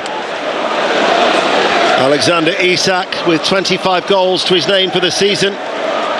His record is almost near perfect, 11 from 12 from the spot kick for Newcastle United in his career, and he waits now against Alex Palmer, who's yet to keep a clean sheet since he arrived at Ipswich Town. 3, 4, 5 strides back, then one to the left for Alexander Isak. Newcastle United looking to go third. Isak scores, emphatic penalty, and Ipswich Town have that sinking feeling. Newcastle United lead by a goal to 0. Excellent penalty by Isak. Stands there 4 or 5 yards away from the ball, legs wide open, slow run up, but then he quickens his run up. It's not the usual stutter. Knows exactly where he's going to go. Inside of the right foot, hard and low to the goalkeeper's left. Goalkeeper waits, goes the right way, can't get there. Isak puts Newcastle 1 up. There's been another goal at Cheltenham in League 2. Sam Ashu. Cheltenham 2, Carlisle 1. Things have gone from bad to worse for Carlisle. It's route 1. A long ball falls to Ashley Hay in the Brentford loanee, lobs it brilliantly over keeper Gabe Breeze, and with results at Accrington and Tranmere, it looks an impossible task now. Carlisle heading to the National League for the first time in 20 years. At half-time, it's Cheltenham 2, Carlisle 1. Indeed, Tranmere are leading Crewe by a goal to nil at half-time. And Ipswich Town 1-0 down to 10 men and facing immediate relegation. I think they've only got themselves to blame. They started the game really well, started the game positively, but certain areas, lack of discipline has let them down. Ben Johnson being sent off and not been able to regroup, reorganise quick enough. The game became very scrappy. Newcastle were just pressing the pressure button. You could see more and more down that right-hand side with Jacob Murphy, Trippier, Gomeres having his goal chalked off. It was only a matter of time before Newcastle scored. So Newcastle United going back third. Manchester City and Chelsea fill the other two Champions League positions behind Liverpool and Arsenal and Newcastle in that top three. Nottingham Forest then currently relegated outside of a Champions League qualification place. Now I mentioned that Cambridge had Ryan Loft sent off. There's been another red card. Nikesh Rugani. Well, just a minute after that, Burton also down to 10 men. JJ McKiernan sent off for a foul on Cambridge keeper Jack Stevens for violent conduct as well. Both sides down to 10 men. We're deep into stoppage time here. It's Burton 0, Cambridge 0. Thank you, Nikesh, as the half-time whistle is sounded here at St James's Park. And Newcastle United leading 1-0 through that Isak penalty. Johnson sent off for 2 bookable offences. And then that penalty in injury time, Paul Robinson. It's a massive task now for Ipswich Town. They came here, played a back five, which they don't necessarily always play. Played with 3 centre-halves, and out of possession they were a deep back five, played a very low block, which initially it nullified the threat of Alexander Isak, but then Newcastle got into the game, they got a foothold, and in the wide areas with Harvey Barnes, Jacob Murphy, Trippier pushing on, they started causing all kinds of problems in the wide areas, dominated possession. It was only going to be a matter of time before Newcastle scored. Lack of discipline, ill discipline has really cost Ipswich in this first half. Half-time then in the sunshine in the northeast. Newcastle United 1, Ipswich Town 0. Let's go to St Mary's, where Southampton are on course for a win, Chris Coles. And to smash Derby's unwanted record by potentially 3 points. They lead Fulham by a goal to nil, given to them by Jack Stevens. Flicked header into the corner from Ryan Manning's free kick. He just helped it on its way, all the quality in the delivery. Marco Silva must be on page 5 or 6 of his notepad. He spent the majority of the first half furiously scribbling, which gives you an idea of the half Fulham have had. Lots of the ball, but minimal attacking threat. Southampton need just a point to beat Derby's worst ever Premier League points tally. They're on course for all 3. Southampton 1, Fulham 0. Every single game in the Premier League so far 1-0 to the home side. Pat Murphy. 1-0 to Wolves. Matthias Cunha has been superb. Great range of passing, imaginative link up and a fine goal. He started the move, Aitken Reid down the left, low cross, flicked in by Cunha. He's been head and shoulders above everybody else on this pitch. Leicester just aren't at it. Wolves 1, Leicester 0. And Brighton a goal up then as well. Sahel Sahi. Yep, Brighton a touch better mark in the first half without real quality. The one outstanding moment was the goal 30 minutes in when Yassin Ayari with a curling dipping effort 20 yards away. It was too good for Areola. That was Ayari's first for Brighton. West Ham threw a Souček header forced Verbruggen into a fingertip save which bounced away off the crossbar. Adingra thought he put Brighton 2 up. That was ruled out by VAR for offside. It's been an uninspiring half of football. Half time here, Brighton 1, West Ham 0. Now earlier in the Championship, Burnley won 5-0 at QPR to go 3 points clear at the top. They have 1 to play, Leeds have 2 to play. It finished Luton 1, Coventry 0. Both sides down to 10 in that game. So that leaves Coventry vulnerable in the playoff spot. It takes Luton out of the bottom 3. So that makes it a very nervous day at the MKM Stadium. Will Perry. Yeah, Hull 0, Derby 0. You can sense those nerves here. No clear-cut chances. It's not a great game so far. Comfortable saves from the Hull keeper Pandor to keep out Slater and Puerta. Vickers at the other end was out well to smother Wilson and was relieved to see an Armstrong effort deflect behind. A reminder, if Hull win, they will stay up. Victory for Derby, and survival is in their hands on the final day because of the goal difference. Hull 0, Derby 0. As things stand this evening, Cardiff, bottom of the table, and will be down. Molly Stevens. Well, the Cardiff City Stadium erupted on the stroke of half-time mark. Cardiff thought they had the opener through Callum Chambers, but it was ruled out for offside. That after countless chances for West Brom. Isaac Price, a standout. His shot off the post, the visitors' best chance for an opener. Ethan Horvath, the Cardiff keeper, is a large part as to why the hosts are not a goal down. Some pivotal saves from him. And as you say, if things stay the way they are now, Cardiff will be playing League One football next season, the first time since 2003. Cardiff 0, West Brom 0. Mathematically, Plymouth are still giving themselves a chance. I mean, they'd need a massive goal difference swing as well, but they're still in it, Julia Bold, and the home side are in big trouble here. Yes, they are. Preston 0, Plymouth 1. So the ball came in from the left-hand side into the box, and it's Mustafa Bundu, centre of goal, to smash it into the back of the net. Katic almost doubled Plymouth's lead as well. The keeper dropped the ball. Ryan Hardy couldn't get his follow-up shot away though. Gibson and Thordarsen at the other end have almost equalised for Preston, but the home side are getting dragged into this with every minute that's passing. So Plymouth right now are off the bottom of the table on 46 points. Preston are on 49 points. Half-time, Preston 0, Plymouth 1. Yeah, I'll give you the bottom 7 or so in just a moment, but Oxford, as things stand, safe. Mike Williams. Yes, they are 45 minutes away from potentially confirming their place in the Championship next season, Mark, and they have on loan Leicester defender Ben Nelson to thank for this half-time lead over Sunderland. He's 6'5" and he made every inch count as he rose highest to divert a powerful header from a free kick into the back of the Sunderland net. That his first goal for the club, and how vital it might go on to prove. As for Sunderland, well, they've got not much to play for, I guess. They're already guaranteed a home playoff semi-final, but if they do go on to lose here, well, they really will be limping into the postseason. It'll be a fourth straight defeat. Half-time at the Kassam, Oxford 1, Sunderland 0. So, the bottom of the Championship, as things stand, Oxford 52, Stoke 50, Hull 49, Preston 49, Luton 49, Derby 47, Plymouth 46, and Cardiff 44. At the other end of the table, Coventry beaten by Luton earlier, which means the final playoff spot, the final 2 playoff spots, very much still up for grabs. But as things stand, Middlesbrough not taking advantage of that Cardiff defeat. Shojo Saka. Middlesbrough 0, Norwich 0. Jittery home crowd here with Borough struggling to find a goal. Norwich keeper Angus Gunn has saved well 3 times. Middlesbrough's Finn Azaz has had a shot blocked. Norwich have looked pretty dangerous at the other end, especially through Jack Stacey down the right. But with Millwall winning at the moment, if Borough don't win today, their playoff prospects will no longer be in their own hands when they go to Coventry on the last day, on the next week on the final day. Half-time, Middlesbrough 0, Norwich 0. No, Millwall doing all they can. They go to Burnley on the final weekend of the season. This afternoon, they're leading Swansea. Betty Glover. Yeah, Millwall 1, Swansea 0. Millwall's hopes of playoff hopes are alive and kicking, chappers, thanks to George Saville. Not long before the whistle, it came from a messy set piece which eventually fell to the midfielder. They had been knocking at the door though, and moments after that goal, Femi Aziz hit the post. It has been a very entertaining first half. Alex Neil has been looking very nervous on the touchline though. They know a win today puts them level on points with Coventry, who is 6th, going into that last game of the season, which, like you said, will be against Burnley. It's Millwall 1, Swansea 0. So as things stand, Bristol City 67. They don't play till Monday night at Leeds, don't Liam Manning's side. Then Coventry with 66 and Millwall with 66 and Middlesbrough with 64. Middlesbrough go to Coventry next weekend on the final day of the season.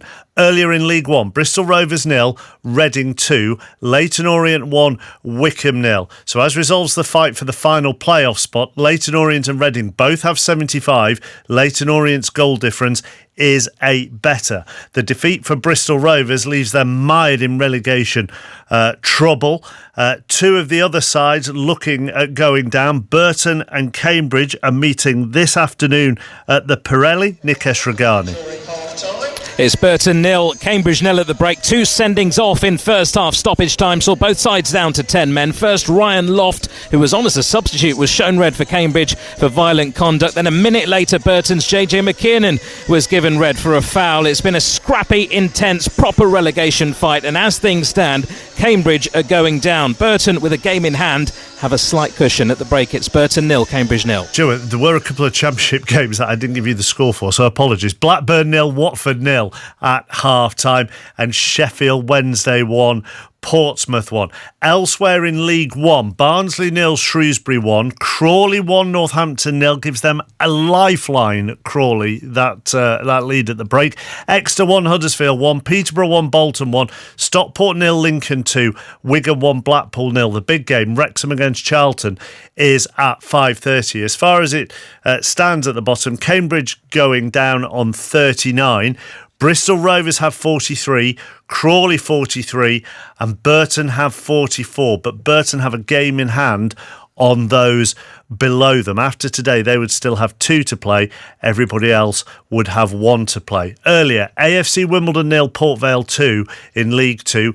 Doncaster 2, Bradford City 1. That puts Doncaster up and Port Vale up. It leaves Bradford vulnerable to Walsall in the race for the automatic promotion spot.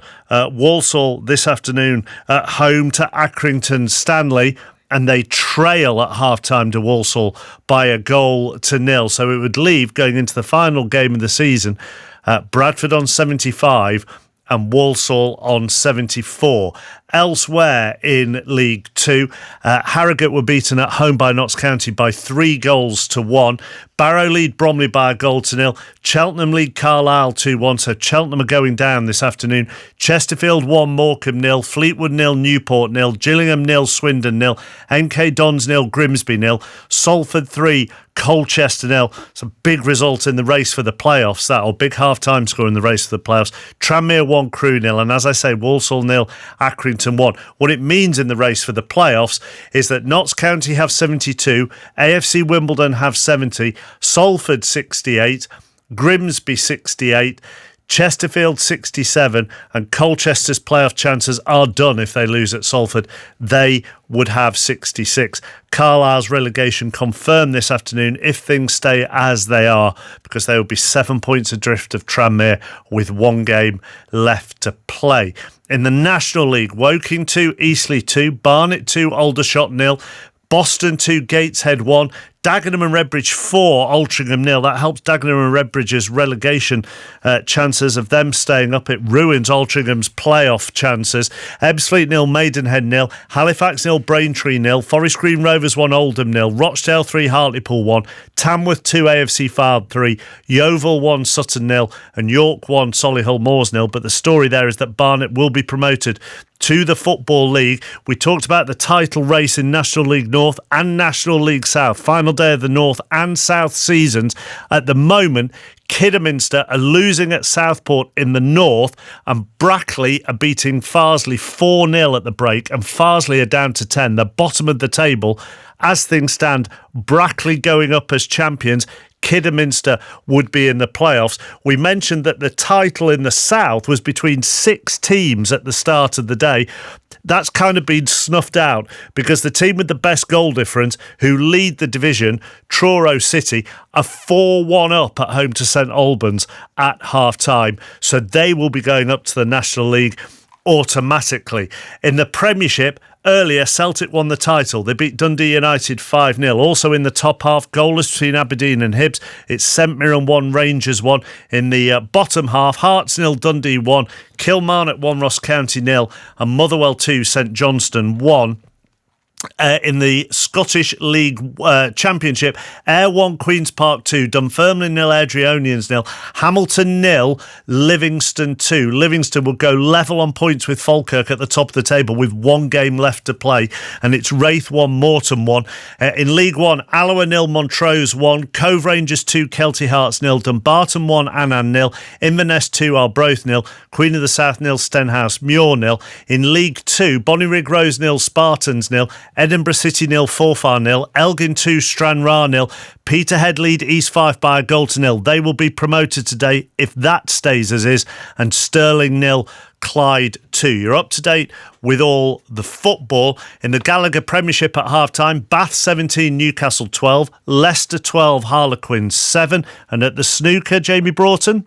Ronnie O'Sullivan's made a fast start against China's Pang Junxiu. The 7-time champion has taken the opening 4 frames with breaks of 58, 91, 50 and 63. Meanwhile, on the other table, the 3-time winner Mark Williams is now 10-8 up against Hossein Vafaei. 13 is the target for a place in the quarter-finals. In Super League this afternoon, Huddersfield 6, Castleford 18 as they go into the second half there. And right at the start of the second half as well, Oxford have doubled their lead at home to Sunderland. Oxford 2, Sunderland 0. It looks like they will be safe from relegation. Oxford, Stockport County have pulled one back at home to Lincoln in League 1. Stockport 1, Lincoln 2. 4:05. Here's Stuart Clarkson. The voice of the UK. This is BBC Radio 5 Live. Pope Francis has been laid to rest at his favourite church in Rome, Santa Maria Maggiore, after an open-air funeral service in St Peter's Square earlier. Officials say 400,000 people lined the streets to see his coffin being taken there from the Vatican. President Trump has criticised recent Russian attacks on Ukraine, suggesting that perhaps Vladimir Putin doesn't want the war to stop. Mr Trump held a meeting with President Zelensky at the Pope's funeral. The Kremlin insists Mr Putin's ready to hold peace talks without any preconditions. Iranian state media says there's been a massive explosion at a port in the southern city of Bandar Abbas. At least 4 people have died and more than 400 are reported to be injured. And campaigners for survivors of sexual abuse have described Virginia Giuffre as a champion of victims after she took her own life at her home in Western Australia.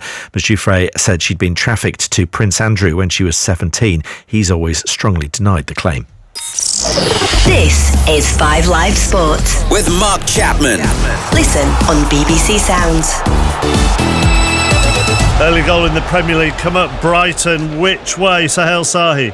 West Ham's away, Mark. It's Brighton 1, West Ham 1. Mohamed Kudus with the equaliser. Wan-Bissaka found Bowen. He danced to the dead ball line, pulled it back for Kudus, who slotted it home 6 yards away, left-footed. Brighton 1, West Ham 1. I don't want to get on the wrong side of Would I Lie to You's Lee Mack. He's just sent me a message to point out that if Blackburn score in their game at home to Watford and win, they are very much in the playoff mix as well. It's the final bit of detail. Everything covered. Back to you, Ian. Thank you. You just hear that noise there, Paul? What's that? The Blackburn? It could be a Paul Robinson treble. No, Leeds, Blackburn and Burnley all to go up this year. I was thinking more of the name drop that Lee Mack had just text Mark. I heard a clatter from somewhere. We're back underway. Newcastle lead Ipswich by a goal to 0. More than the 1% club, though. Listen to BBC Radio 5 Live on a Saturday afternoon, I think you'll find. As Palmer with the clearance downfield. O'Shea, Greaves, Wolfenden and Burgess. Morsey, Taylor, Godfrey, Enciso and Delap. They're down to 10 men after the first half sending off of Johnson. Newcastle United leading with that penalty in stoppage time converted by Isak. Have Pope in goal, Trippier, Share, Byrne, Livramento, Willock, Guimaraes, Tonali, Murphy, Isak and Barnes. Newcastle United, black and white striped shirts, black shorts, playing from left to right. They're attacking the Gallagate end away towards our right-hand side, with Ipswich in their royal blue shirts with a white pinstripe and the white shorts. Second half commentary here at St James's Park. Newcastle leading by a goal to 0 early in this second period, and Ipswich Town facing relegation. Here is Isak, right-hand side. Isak, right corner of the box, tees up Trippier. Doesn't deliver the cross first time, waits, passes the ball back to Isak, almost as if they're toying with Ipswich. Here is Guimaraes now, wriggles away from one challenge of Jack Taylor. Trippier now does deliver the cross, headed away by Burgess at the back, and Enciso can't get there and hit first time off the toe of the right boot of Tonali, and it's over the top, goal kick. Already 2 minutes into this second half, you can see it's going to be a very long afternoon for Ipswich Town. Down to 10 men. They've come out again in the second half. They're playing with 5 at the back. Ben Godfrey, the substitutes, come on. He'll play on the right hand side, but they're sticking with the 5 at the back. Out of possession, very submissive, sitting very, very deep. Immediately Newcastle get the ball. They're sat on the edge of their own box, trying to put those 2 lines of blue shirts and saying to Newcastle, break us down. They're not really offering anything going forward. It's going to be up to Leon Delap, and then Enciso is going to be the one that's charged with having to join him, and if they're going to get any type of attacking threat. Here is Barnes, links up with Livramento in field, midway through the Ipswich half. Barnes has continued his run, and Barnes with a right-footed shot just couldn't keep it down. Matter of centimetres over the top of the crossbar. Goal kick, Newcastle still 1-0. Brilliant 1-2, Barnes and Livramento that time. Harvey Barnes gets a sight of goal, 25 yards, out, hits it, too central, goes over the crossbar, doesn't trouble Alex Palmer. But the tone of the game's already set. Newcastle dominating possession early in this second half, and you can imagine we're sat here dead on the centre line. All our eyes have been fixed to the right-hand side since the turn of half-time, and I think that's it, the way it's going to be. It's going to be a defence versus attack, and Ipswich offering going forward. They're looking for set plays, long balls over the top, and they are going to have to play on the counter-attack. So the issues as it currently stands: Ipswich will be relegated from the Premier League, Cardiff will be relegated from the Championship, not necessarily Plymouth, who still lead at Preston by 1-0. We're looking at Cambridge being relegated as it currently stands from League One, and Carlisle United relegated from League Two as it currently stands. Wrexham at 5:30, if they were to beat Charlton Athletic, would be automatically promoted. Phil Parkinson's side behind Birmingham City after earlier Wycombe lost in League One away at Leyton Orient, who still hold on to that final playoff position, level on points with Reading, who earlier beat Bristol Rovers. Murphy with a cross from the right hand side, right down the throat there of Alex Palmer, as they are underway in the Gold Cup handicap chase at Sandown. John Hunt. Yeah, long way to go. Fence number 2 taken now in front of the stands. Ian and Clark Kent together with Monbeg Genius amongst the early pacemakers. Spanish Harlem right there as well. Just with regard to the Trainers' Championship, Willie Mullins with 10 runners in the race. Dan Skelton only 1. Skelton trails by 120 grand. So his sole runner, Ho Jolie Smoke, who's 4th last at the moment, has to win to give Skelton any chance. We'll check back in with you in a short while, John. There's no sports report tonight because of the first of the FA Cup semi-finals live from Wembley. It's a 5:15 kickoff. Dion Dublin and John Murray will provide commentary of that. Crystal Palace against Aston Villa. It's also live on BBC One. Barrow lead Bromley by 2-1 in League Two. Incidentally, tomorrow's second semi-final, Nottingham Forest against Manchester City, 4:30 commentary on Sports Extra, because we have exclusive commentary of Liverpool against Tottenham, where Arne Slot's side will hope to wrap up the Premier League title against your former club, Paul. Yeah, I do worry for them tomorrow. I think you made the point to me before the game, didn't you, about what if Tottenham played a weakened team because of the Europa League tie that they've got coming up, and I said show me a strong one at the moment, and I think that's where they are, isn't it? Well, talking of that, next week Spurs are at home to Bodo Glimt. Chelsea play Djurgårdens also in Europe. Thursday night we'll be in Spain, Athletic Bilbao against Manchester United. But 48 hours before that, Arsenal against Paris Saint-Germain. Champions League semi-final commentary from North London on BBC Radio 5 Live. We'll be back at Sandown in a short while, but 6 minutes into the second half, Newcastle still lead Ipswich by 1-0. Barnet still on course for promotion to the Football League. There's been another goal. Mark Webber. The champagne's well and truly off ice because it's Barnet 3, Aldershot 0. A goal by Callum Stead after Mark Shepard's initial shot hit the rebound. Barnet 3, Aldershot 0. And Rangers are back in front at St Mirren. St Mirren 1, Rangers 2 is the latest score. Now, this could be important. Down at the bottom of League One, there's been a goal between Burton and Cambridge. Nikesh Ragani. Massive goal for Burton in their bid for survival. Jon Daddy Bodvarsson with it. It was a brilliant left-footed finisher. Touched it down on his chest after a cross from the left into the 6-yard box and banged it in on the half volley. It's Burton 1, Cambridge 0. And because of Burton's superior goal difference, that effectively relegates Bristol Rovers. Here is Guimaraes. Guimaraes into the penalty area, sends over a cross towards the far post. The reason I say that is that Bristol Rovers minus 29 and Burton will be minus 15. So you're looking for a 14-goal swing. I could hear your brain ticking then, Deno. That split-second pause that you had, the calculator was going, wasn't it? It's tested a lot on a Saturday afternoon, I can tell you. Anyway, nearly as good as those Europa League tables that we've been having all season, isn't it? Up and down, different permutations. But it's a fantastic time of the season, isn't it? Well, Cambridge will also be relegated, that is for sure. There'll be no effectively relegated. Cambridge will be going down. They had to win to stand any chance. Crawley, well, they're doing themselves the world of good because they're leading Northampton by a goal to nil. We're going to go racing. John Hunt at Sandown. Halfway stage of this Bet365 Gold Cup, and 2 of Willie Mullins' 10 runners out of the race. Dancing City fell early on. Olympic Man's been pulled up. Monbeg Genius still leads, and Dan Skelton's sole runner, Ho Jolie Smoke, still in the middle of the pack with a chance. Thank you, John. Back to you for the finish of that. Here in Newcastle, attacking, leading by a goal to nil. Murphy, right-hand side of the area.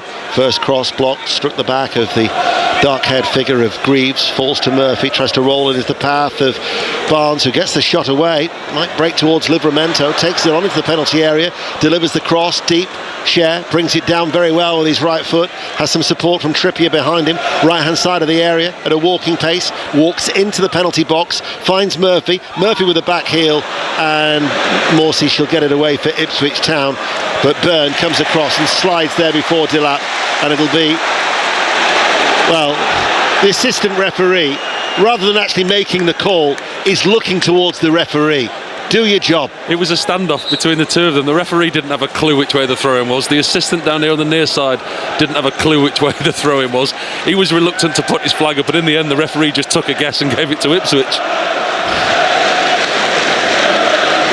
Here is Enciso. Ipswich still trailing, down to 10 men. It'll be the first time in Premier League history that all 3 relegations have been confirmed with 4 games to go. Let's get the team news from Wembley, that first FA Cup semi-final. Crystal Palace, Aston Villa, John Murray. And the headline here is there is no Marcus Rashford for Aston Villa, not involved at all. We've just been told, quote, it's believed he has a knock. So both make 3 changes from midweek for Villa. Watkins, McGinn and Asensio are all in to start. Ramsey and Onana are substitutes, and as I say, no Rashford.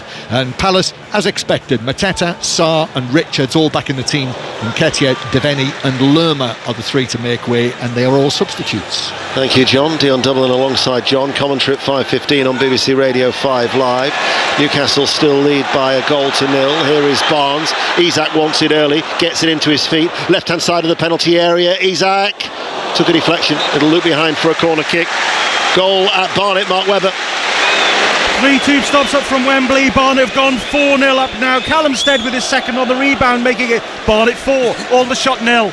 Exeter City lead Huddersfield Town by 2-1 in League One. There are no other goals to tell you about elsewhere, as in comes a quick corner kick, and Dan Byrne gets on the end of it, and Newcastle United increase their lead from close range.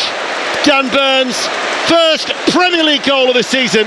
They lead Ipswich Town, who'll be relegated by 2-0 as we go racing. And John Hunt. Just over the third last here in the Bet365 Gold Cup. Still it is Monbeg Genius, a rank outsider out in front, chased by Spanish Harlem. Lombron making ground on the outside, and the favourite High Class Hero just in behind them, taking the second last fence there. A close fifth, Resplendent Grey, he's still got a chance as well. Victorino and Grange Clare West, they're the next ones, heading down towards the final fence, and it's Lombron who's taken the lead with a great jump at the last. He's chased up the hill by Resplendent Grey. It's between these two. High Class Hero back in third place. Lombron is all out. Resplendent Grey is coming with a great challenge though, and gets up to win Jump Racing's final big race of the season. Resplendent Grey's beaten Lombron. High Class Hero back in third place. Then in fourth came Spanish Harlem. So Resplendent Grey's the winner, trained by Ollie Murphy. Caps a great season for the new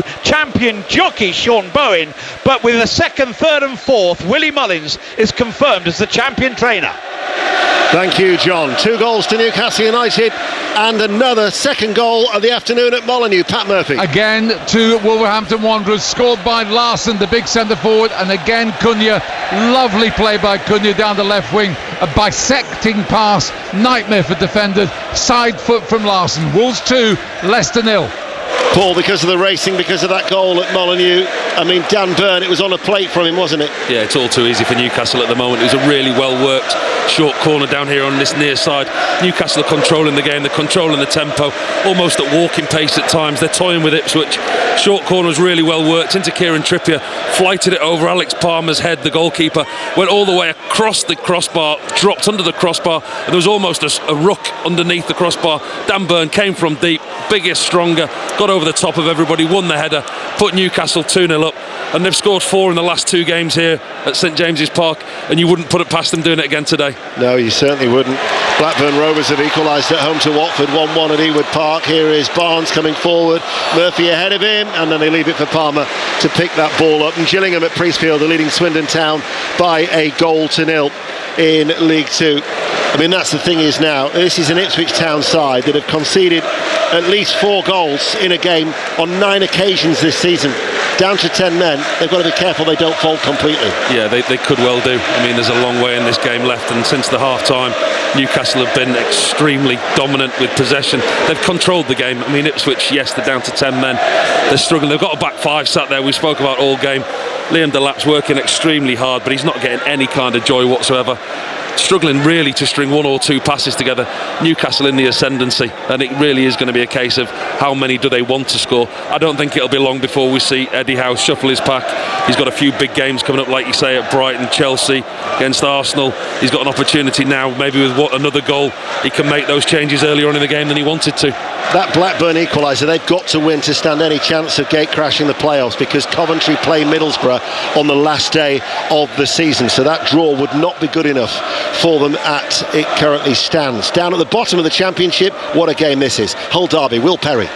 Hull 0, Derby 0. Hull's Poeta with an effort from distance fizzed wide of Vickers' right hand post. Camera's penalty shout waved away after a tackle from Forsyth, and at the other end Wilson's cross-come shot dealt with by Pando. As it stands, Hull 2 points above the relegation zone, Derby 2 from safety. Hull 0, Derby 0. Cardiff looking at being relegated today, but Plymouth still leading at Preston, giving themselves a chance of survival. They're on 46 as it stands, Derby 47, Luton 49, Preston 49, Hull 49. Very, very tight, and Preston badly out of form. 6 without a win before today. They needed a win to be safe for Paul Heckingbottom's side. Ipswich Town trailing now by 2-0. We've been playing for an hour. Chesterfield 1, Morecambe 1 is the latest score in League 2, as Livramento just strokes the ball back. And Newcastle United, well, that 6-match winning run came to a crashing end last week at Villa Park, but looking for a 5th straight win here at St James's Park, Paul. And it's all very easy for them. Recycling the ball, keeping possession. Ipswich, it's about damage limitation now. Newcastle looking strong, enjoying themselves. Murphy with a cross from the right. It'll reach Barnes, left-hand side. Might want to beef up the goal difference as the cross comes in, headed away by Cameron Burgess at the heart of that Ipswich Town defence. Because coming into it, Newcastle were plus 18 as Tonali's flat ball volleyed back across by Murphy, comes off the head of Guimaraes, downward header by Livramento. It's one-way traffic at the moment now. Ipswich just can't get out, and this is Livramento back towards Tonali. Manchester City were plus 23, Forest were plus 14, and Chelsea plus 19, so it could well be a factor. Newcastle United, who put 5 past Crystal Palace, and indeed they've scored 15 goals in those last 4 home games before today. Good time to be a Newcastle fan, isn't it? I think after that Carabao Cup final success, you know, it looked like business. We spoke about that before. You know, they're looking at the Champions League places. After that Carabao Cup win against Liverpool, 4 straight wins, only conceding 2 goals. The blip recently against Aston Villa certainly put that behind them today. They're looking well on track. Got some difficult fixtures coming up, but play like they do today, it's in their own hands. Livramento works the corner short. Trippier to Tonali outside the area. He goes square. Murphy shapes to shoot. Oh, and he almost found the back of the net with a right-footed effort. It went wide. Going to be a yellow card going to be shown here to Jason Tyndall, I think, for speaking out of turn to the 4th official. So the assistant manager has been booked. Another goal in that vital game down in League 1. Crawley, Northampton, Charlotte Richardson. Crawley 2, Northampton 0. Crawley doing all they can to stay in League 1. They've been brave and bold on the ball. A lovely attacking move finished by Jeremy Kelly. Crawley keeping the pressure on Burton to try and nudge themselves out of the bottom four. Crawley 2, Northampton 0. He looks a little perplexed, doesn't he, Mr. Tyndall? He's gone to have another word with the fourth official. The fourth official just grassed him up to the referee, hasn't he? And he's fuming, Tyndall. He's gone across to have a word. He's put his arm on his shoulder. Fourth official's looked at him and says, "Don't touch me. You've already been booked. I'll tell on you again." Just looking at with Burton leading Cambridge by 1-0, that superior goal difference that I talked about, and Burton still have another game to play in midweek. It's highly unlikely that Burton would go down. So even though Crawley are leading 2-0 against Northampton, it would appear to be a stay of execution unless Burton were to suffer 2 heavy defeats and Crawley were to get a significant victory, because at the minute you're talking of about a 13-goal swing in favour of Crawley. However, stranger things have happened, and Jacob Greaves has just been shown a yellow card by the referee Michael Salisbury. Let's get an update from Burton, Cambridge. Cambridge will be relegated. Nikesh Regani. Yep, it's still Burton 1, Cambridge 0, but since that goal from Yondadi Badvasan, it's been all Burton. You talk about a 13-goal swing. It could be more the way Burton are going at the moment. Still plenty of time left in this one. It's Burton 1, Cambridge 0. Here is Willock for Newcastle, who lead 2-0 to Trippier. Bruno Guimaraes, right corner of the area. Chesterfield 2, Morecambe 1, Barnsley 0, Shrewsbury 2 are latest scores. Willock fires the shot. Keeper's only got one hand to it. And Wolfenden tries to get the ball away, but then it's been robbed of the ball inside the penalty area. This is Willock, scoops it forward. Wolfenden reacts again to head it away, only as far as Trippier. He leaves it for Isak. They're camped in and around the Ipswich penalty area. Guimaraes, good footwork. And Wolfenden with a clearance manages to clatter the ball away. Let's get an update from Cardiff. Remember, they have to win. Molly Stevens. A crazy few minutes for Cardiff City. Alex Robertson has a shot which comes off the keeper's foot. It comes back to Youssef Salek for a shot which hits the woodwork, and then Callum Chambers flies through the air to shoot just wide. Aaron Ramsey in the dugout laughs in disbelief, but the fans are fired up now. 0-0. They have to win, otherwise they'll be relegated. Plymouth are leading at Deepdale. They could yet survive. They'll certainly take it to the final game. Here is Murphy. Trippier in close proximity, attacking the Gallowgate end from left to right on this near side the right. There's good activity on the bench. Here is Guimaraes with a cross towards the far post. Burns header, Willock headed off the line by Godfrey and then headed behind by Burgess. That's an opportunity for Dan Burn. He's been very, very unselfish. The assistant on the near side just flagged him offside. Ball in again by Kieran Trippier. Dan Burn, he's got an opportunity to get a header on target. He unselfishly tries to head it back across the goal to Jacob Murphy. Just too high for him, can't get a good contact on it. Goes over the bar, given offside, gives us a chance to have a break. The goalkeeper, Alex Palmer for Ipswich, has gone down, and there's going to be some substitutions made. Swindon Town have equalised at Priestfield in League 2. Gillingham 1, Swindon 1. Let's get the latest then from, I would imagine, a rather nervy Deepdale. Julia Bold. It's very nervy. It's Preston 0, Plymouth 1, and Plymouth are struggling to even get out of their own half right now. Robbie Brady should have equalised for Preston. Both sides are going to be in it in the final week. Preston 0, Plymouth 1. Anthony Gordon is going to be coming on, and Lewis Miley as well. So a double change being made by Eddie Howe. Salford City 4, Colchester United 1. So Colchester have got, well, will it be a consolation, or could it spark a dramatic fight back in League 2 for their flagging playoff hopes? And let's see who's going to come off here for Newcastle United. Tonali, and is it going to be Sandro Tonali? Is going to be one of them. We'll wait for the fourth official. He's just grappling with the electronic board. It's going to be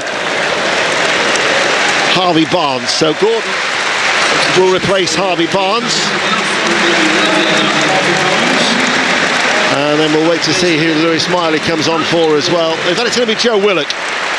Joe Willock is the player who's going to be coming off. It was his first start since the end of February here today. Newcastle leading 2-0. Ipswich offering no threat whatsoever. Hardly helped with that sending off, of course, of Ben Johnson in the first half.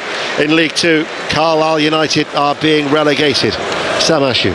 Cheltenham 2, Carlisle 1 in. You can't say they're not fighting, Carlisle. They've given it a good go this afternoon, but if my maths is right, we need a 6-goal swing between Accrington, Tranmere, and here you just can't see it, can you? Don't be surprised if they get something out of the game. It just won't be enough to keep them in the Football League. Cheltenham 2, Carlisle 1. So Murphy has come off. The referee's assistant has made a right Horlicks of that. So it wasn't Barnes who was coming off. Gordon has replaced Murphy. He's got number 11 mixed up with 23. Midway through the second half, Crewe are down to 10 men in League Two as they are trailing at Tranmere, and that is, I mean, obviously Carlisle are losing at Cheltenham, but even before that was happening, Tranmere's goal at Prenton Park against Crewe was good enough to keep Tranmere Rovers safe in League Two, and Crewe are down to 10 men will hardly help their cause for a dramatic turnaround there in League Two. That's a swamp, that League Two, isn't it? Nobody's wanted to get out of that. I mean, the promotion race in League Two has been incredible. Bradford City have had so many opportunities and passed away so many chances. They've had a great season. No, they've led twice by 2 goals. Had a penalty today at Doncaster missed. And for Bradford, a massive club like them in League Two, you would think this is their opportunity to get out there. Massive game for them next week at home to Fleetwood, I think it is. It is, but still a reprieve, bearing in mind Walsall are not able to take advantage of Bradford City's defeat and are still losing at home by a goal to nil. Walsall's terrible form in the second half of the season. Trippier with a cross. Newcastle still lead by 2 goals to nil. Vital game, of course, as far as the top 5 is concerned in the Premier League. We're midway through the second half. In about 7 minutes' time or so, we'll run through all the various divisions. We'll keep you up to date with all the latest goals. There's Gordon. Newcastle, though, this is just... your neck will be aching. Just constantly looking towards our right. Here is Barnes, tries to play a ball in. Appeals for handball against Greaves, cleared away. This is a long afternoon for Ipswich Town. And there's going to be a VAR check now. That was Harvey Barnes. I mean, he flicked it up, tried to get it across, hit Jacob Greaves on the arm. Just depends where the arm was in relation to his body, whether it was out of his shape. It was certainly hit his hand, and he kind of moved it towards the ball. It would be unfortunate if it was given from an Ipswich Town point of view. He actually handled it twice in the initial one. And Harvey Barnes turned it round the corner, handballs it once, and Harvey Barnes turns, tries to cross it into the box, catches the bottom of his hand again. They'll be checking 2. It'll be very unfortunate, Jacob Greaves, if it is given. But as you say, Newcastle in complete control here. Lee Max had a mention today. I noticed that Lee Evans has just scored for Blackpool. Wigan 1, Blackpool 1 is the latest score in League One, and Kilmarnock are leading Ross County by 2 goals to nil. The VAR check is still taking place. There's a goal at Southampton. Chris Coles. It's an equaliser for Fulham. Southampton 1, Fulham 1. Emil Smith-Rowe off the bench to score. Well found in the box. Great first touch. His finish took a big deflection off Bednarek that looped it over Aaron Ramsdale. Southampton 1, Fulham 1. Hurst and Chaplin are going to be coming on for Ipswich Town. That handball, after VAR had a look at it, was dismissed. So play is continuing, and still 2-0 to the home side. Trippier. Very difficult, though, when you're down to 10 men, isn't it, for Ipswich to try and even lay a glove on Newcastle, Paul? It's been a long afternoon for them. I mean, you look at the possession stats for the home side, hugely in their favour. Every single stat is massively in Newcastle's favour. Ipswich with 10 men, they've defended resiliently, they've tried hard, they're putting in a real shift. Feel sorry for Liam Delap, he's run tirelessly. George Hurst is on the touchline below us, waiting to come on. I won't be surprised if it's Liam Delap that comes on and gets a rest, because he has worked without any kind of service, forward thinking, really forward impetus from Ipswich this afternoon. It's been a long, tiring afternoon for them, and it's an unfortunate way that they are going to leave the Premier League. Or as gallows humour from the travelling Ipswich support. They were chanting handball for every time that Newcastle United touched the ball there. And Ciso, who's on loan from Brighton and Hove Albion, he comes off for Connor Chaplin, who's made 2 substitute appearances in the last 3 after missing the previous 12, and Delap makes way for George Hurst. Penalty at Molineux. Pat Murphy. To Leicester City, and this is going to be taken by Jamie Vardy, having been brought down by the keeper Jose Sarr, moving to his right. He tried to pull out of it, Sarr, but he brought him down. An undeniable penalty. Now, can Vardy make this 199 goals for Leicester City? Deep in concentration, he's been booed by the Wolves fans, and it's been saved by Sarr. Low to his right. It'd be wrong to say that's a popular turn of events here at Molineux, Ian. It's still Wolves 2, Leicester City 0, and Jamie Vardy's missed the penalty. And you'll be able to see that tonight. Match the Day, BBC One at 10:30. Barrow 2, Bromley 2 is a latest score in League 2. Hurst coming on for Delap. Changes being made by Ipswich Town. 18 minutes remaining their away form, actually. They've actually doubled their points on their travels than they actually have at Portman Road. 7 points out of a possible 51 at Portman Road. 14 on their travels, 3 away wins, 5 draws, but they're heading for a 9th defeat as they trail here against Newcastle United. St Mirren have got an equaliser. St Mirren 2, Rangers 2 is the latest score in the Scottish Premiership. And then you just wonder about how it's going to shape up for that top 5, don't you, in the Champions League positions? Who will be the 2 to miss out? It's going to be a great run in. I think obviously with the title looking like it's sewn up, and it has been done for a while for Liverpool, and with the bottom of the league already been decided for the first time ever with 4 games to go, everyone's eyes are going to be on those Champions League places and the FA Cup semi-finals that we've got to come. Yeah, Crystal Palace, Aston Villa at 5:15. John Murray and Dion Dublin, the big fight on 5 Live tonight. Coverage starts at 9:30. That second semi-final between Forest and Manchester City on Sports Extra tomorrow. We'll have live coverage from Anfield, Liverpool, Tottenham as part of 5 Live's Premier League Sunday. Earlier, Bournemouth, Manchester United at 2. As there's been a goal at Cheltenham, Sam Ashu. Cheltenham 2, Carlisle 2, Ian. It's an equaliser, but it feels a little bit like a consolation. It's a brilliant cross, and the number 9, Georgie Kelly, couldn't miss with a header from a few yards out. Results elsewhere mean that Carlisle are still heading to the National League. Cheltenham 2, Carlisle 2. Yeah, even if they were to take a 3-2 lead at Cheltenham, Tranmere still lead the 10 men of Crewe by a 1-0, and that is the most significant scoreline of them all to relegate Carlisle United. 16 minutes remaining of normal time. Here is Barnes. Infield to Miley. Trippier tells the youngster to go infield, and he finds Guimaraes. Miley puts his foot on the ball. I think you summed it up quite well earlier in the second half, Paul, when you said damage limitation, and it's been very much damage limitation from Ipswich. It is. They've very, very rarely, if ever, ventured into the Newcastle half. There's one stat that they came into this game that they didn't really want. They've had fewer than 5 shots in 5 different Premier League games this season, Ipswich. They've offered nothing going forward today, and they've only had 4 shots, so that could be fewer than 5 in 6 different Premier League games. 1 shot off target, no shots on target for them. Everything else has been high, wide, and not very handsome for Ipswich. It's been a struggle for them this afternoon, it really has, as has most of the season. Stockport County 2, Lincoln City 2. Barnsley have got a goal back. Barnsley 1, Shrewsbury Town 2. And Walsall, in that game in League 2, are now down to 10 men as they trail at home to Accrington Stanley. Connor Barrett has been sent off with 12 minutes remaining, so that is good news for Bradford City as they look to cling on to that 3rd and final automatic promotion spot behind the promoted duo of Doncaster and Port Vale. And as I speak, there's been a goal at Deepdale in the Championship. Julia Bolt. It's Preston 0, Plymouth 2. Callum Wright, the substitute, has poked the ball into the back of the net. It is giving them some hope. The Plymouth fans who've travelled 300 miles are going absolutely crazy. It's Preston 0, Plymouth 2. Some hope until you then look at the, which I've just done, the goal difference is minus 36. And Luton, who are 3 points above them, are minus 22. But Cardiff, they have to win, and they're still drawing, so Cardiff will be relegated 0-0 in South Wales as Tonali cuts it back. So it'll look like it'll be a stay of execution for Plymouth with that win at Preston North End. Incidentally, Hull 0, Derby County 0 is still the scoreline, so Derby remain in the relegation zone. Let's get news of that sending off at Walsall with Steve Wyatt.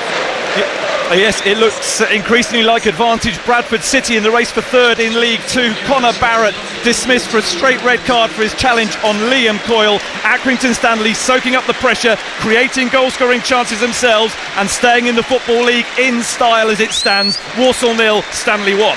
Double change being made here by Newcastle. Isak and Barnes off. Asula and Wilson are coming on. Paul Robinson. Yeah, time for him to shuffle his pack now, Eddie Howe, with the games that they've got coming up. A massive game next, away at Brighton and at home to Chelsea in that race for the Champions League, like you say. The points that they can get now, Newcastle, it's certainly in their own hands. The form that they're in, apart from that slip that they had against Villa, you would put them as one of the favourites to grab one of those Champions League places. And now with this game, well, not won already, but they're very, very comfortable. You can't see anything other than a Newcastle victory. No. Ipswich haven't got out their own half, so he gets the chance to bring off Jacob Murphy, Isak, Harvey Barnes, Willock, and rotate his pack, which he hasn't done in recent weeks. They've got such a firm stranglehold on this game. You could argue it happened when Johnson was sent off in the first half, even when it was 0-0.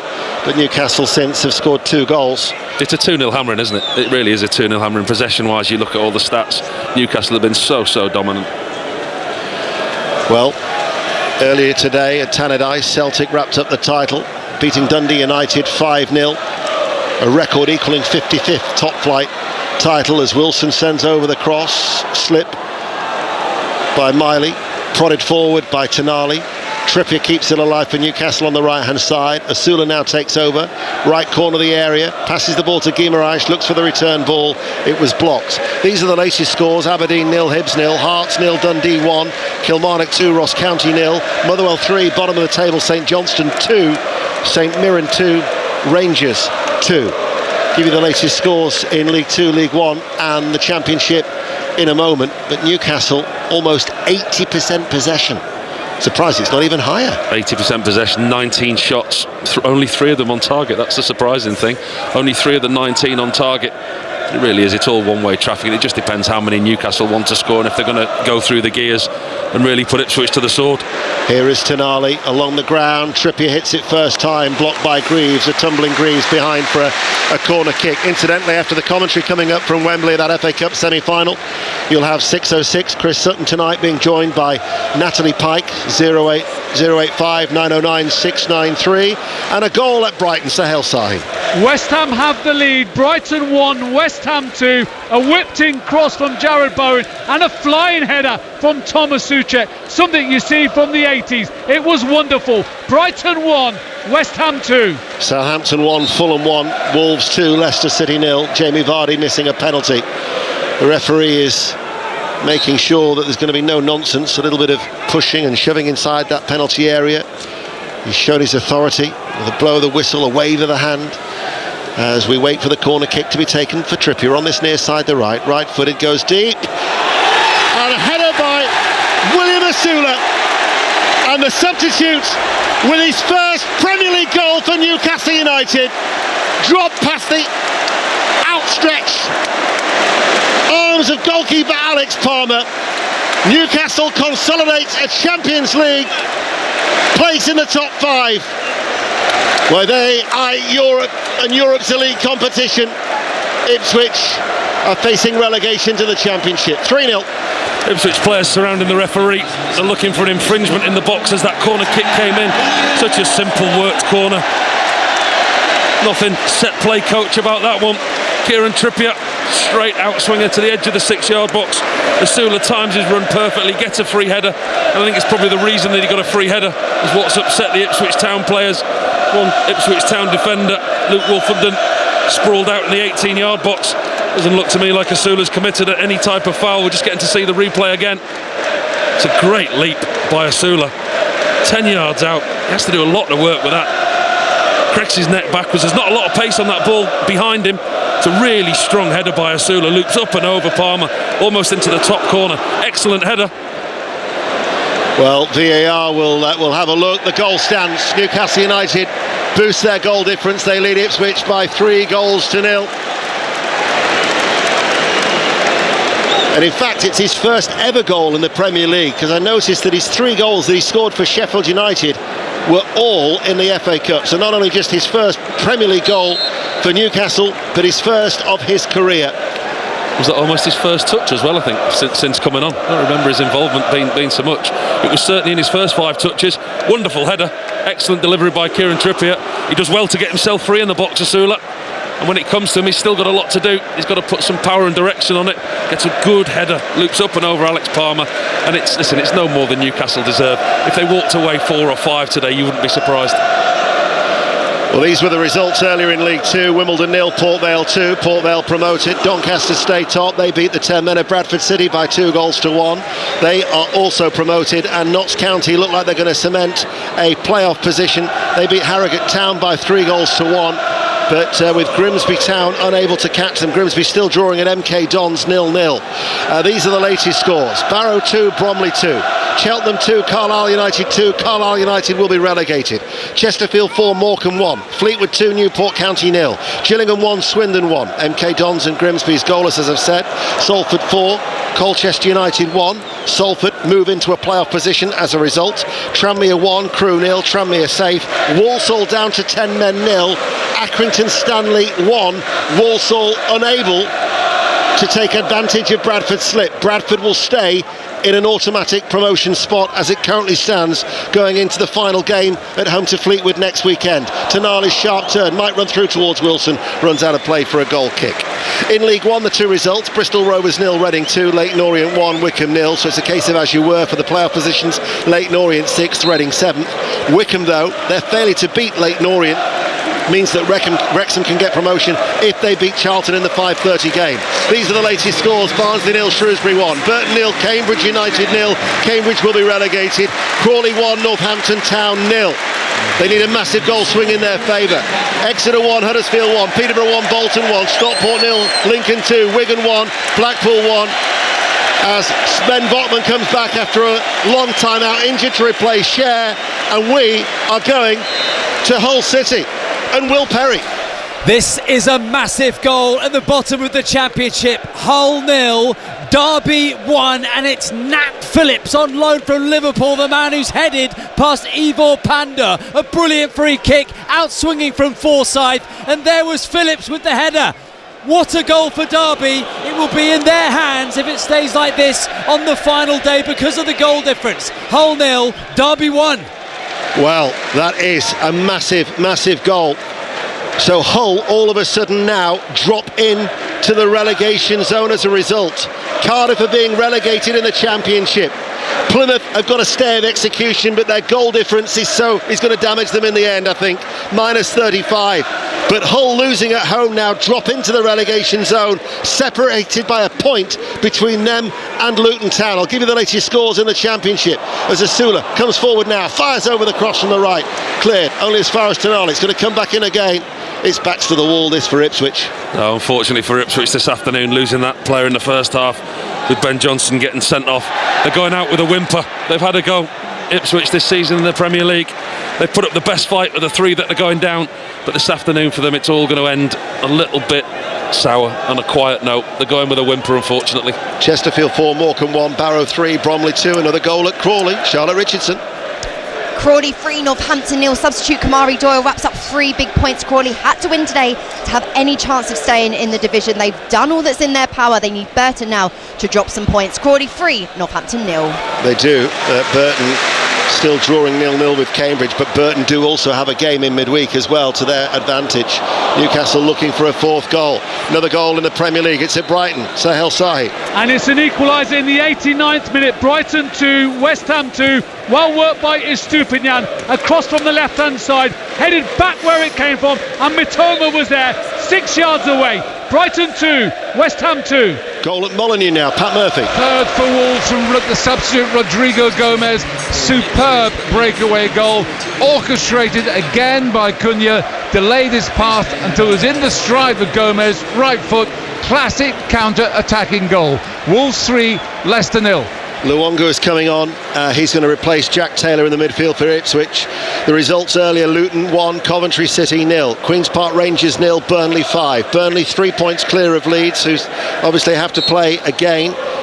So the title can't be wrapped up. It'll go to the wire for the Championship title. Blackburn now lead Watford by 2-1, and Blackburn now do have a genuine playoff chance of catching maybe Coventry. Middlesbrough unable to take advantage, still being held by Norwich City, but Millwall are leading Swansea. So Blackburn 2, Watford 1. Cardiff are being relegated 0-0 at home to West Brom. Hull against Derby. Derby leading by a goal to 0 there. Middlesbrough 0, Norwich 0. Millwall 1, Swansea 0. Oxford United 2, Sunderland 0. Preston North End 0, Plymouth 2. A stay of execution for Plymouth. Sheffield Wednesday 1, Portsmouth 1. But as far as that Championship playoff positions are concerned, you could have Coventry holding on Millwall. So Coventry in 6th on 66, Millwall 66 with their goal difference a difference of 4, and Blackburn just a point behind. Gordon, meanwhile, attacks left-hand side, cut out by O'Shea, kept in play by Anthony Gordon. And they are the latest scores. Remember, in the Premier League, 2-2 between Brighton and West Ham. Newcastle 3-0 up against the 10 men of Ipswich. Southampton 1, Fulham 1, and Wolves, as we just heard from Pat, leading by 3-0 against Leicester City. There is no sports report tonight because of that next commentary coming up. Crystal Palace, Aston Villa at 5:15. Ball lifted in and volleyed over by Guimaraes. Ball just scooped into the penalty area by Trippier. Right-footed first-time volley over the top by Guimaraes. Paul Robinson. A decent ball in by Trippier. Newcastle playing at will, enjoying themselves this afternoon. Newcastle, that time Trippier lifted over the Ipswich back 5. Bruno Guimaraes, you spotted early, watches it come over his right shoulder, tries to take it full on the volley, gets a great connection, but he only succeeds in putting it 10 rows back, high above the crossbar. Great connection by Bruno Guimaraes. But the Newcastle fans slowly leaving, certainly enjoyed themselves this afternoon. Going into the final day of the Championship season, that final relegation berth, if you eventually are going to rule out Plymouth, you're going to have Hull, Luton, Preston, Derby and Stoke, all those clubs separated by just 2 points going into the final day of the season. Barrow 3, Bromley 3. Can Cardiff conjure up anything late on? Molly Stevens. Just 3 minutes for them to do so, Ian. Cardiff are staring League One in the face. Unless they win here against West Brom and get the much needed goal in the next 3 minutes, they are down. Cardiff 0, West Brom 0. It was Brighton 2, West Ham 2. There's been a late goal, Sahel Sahi. And now it's Brighton 3, West Ham 2. Carlos Baliba with an absolute wonder strike from 25 yards away. It was superb, and Areola just stood there and watched it go past him. Brighton 3, West Ham 2. On Sports Extra at the moment, it's winners take all in the Women's Six Nations. England against France, and there's been a try. James Burridge.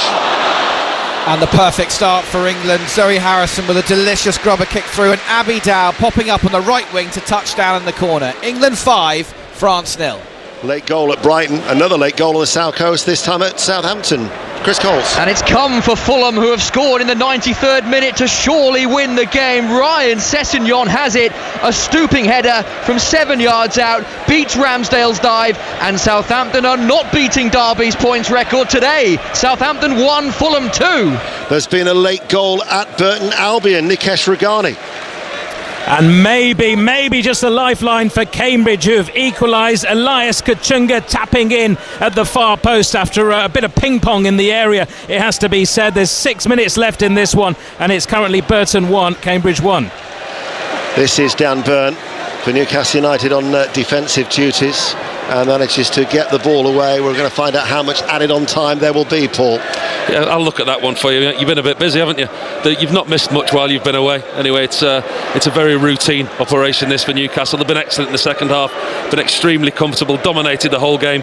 Ipswich having one final flurry. It's probably the first time that Nick Pope's actually touched the ball in the second half, as he comes out his box now, claims a cross routinely, bowls it out to Anthony Gordon. Newcastle on the counter-attack. Cambridge is still going to be relegated despite getting an equaliser. 5 minutes of added on time. Gordon comes forward now, edge of the area. Gordon shoots, scooped up in front of him by Alex Palmer, who's conceded 27 goals in 12 games since he arrived from West Brom in the January window. Not always the goalkeeper's fault, you know, Dano. Sometimes the team that you play behind. There's been a late goal at Preston. Julia Bold. Yes, it is now Preston 1, Plymouth 2. Emil Rees with that very late goal. And we've just been told there are 5 minutes added on time. It's Preston 1, Plymouth 2. They had to win to be assured of safety, but anything, even a point, would be very, very precious. As we're going to go to Cardiff and Molly Stevens. Cardiff City will play League One football for the first time in 22 years. It's a dark day. Wales's capital city club, who were in the Premier League just 6 years ago. The fans in front of me crestfallen. The players on the pitch on their knees. They narrowly avoided relegation in three previous campaigns. But this is the season they dropped down to the third tier. They needed a win. They had numerous chances here at the Cardiff City Stadium today, but it was not to be. Cardiff City 0, West Brom 0. Cardiff City are League One bound. So Cardiff are relegated, and passing them maybe in the other direction could be Wrexham, because if they beat Charlton in the 5:30 kickoff, an unprecedented third consecutive promotion for Phil Parkinson's side, then talk about contrasting fortunes for the two Welsh clubs. So Cardiff are relegated. Preston have got a goal back. Oxford have beaten Sunderland by 2-0. So Oxford will be safe. Goal at Cheltenham, Sam Ashu.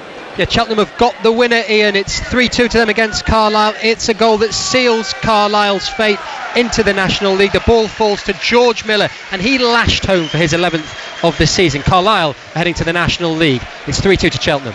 It's finished Middlesbrough 0, Norwich 0. Middlesbrough can still overtake Coventry City with a win, who they play on the final day next weekend. However, their destiny is out of their own hands, because they've got Millwall and Blackburn, who are both ahead of them, looking for that final playoff position in the Championship. So 0-0 at the Riverside. Newcastle United here, leading by 3-0. We're in 5 minutes of added on time. And Ipswich will be relegated. The second time that all three relegated sides have gone before May. The only other time was when Birmingham City, West Brom and Sunderland went in 2005/2006. It's been on the cards for such a long time.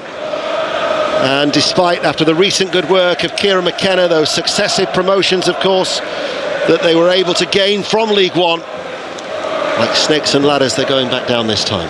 Yeah, they've struggled, the three promoted teams, as we've seen. And as we say, we spoke before the game even started. The Premier League's becoming more of a closed shop, and it just shows the gap between the Championship and the Premier League is getting bigger and tougher to break into. Newcastle, on the other hand, today, they've been excellent. It's been job well done for them. Went 1-0 up with a man sent off for Ipswich.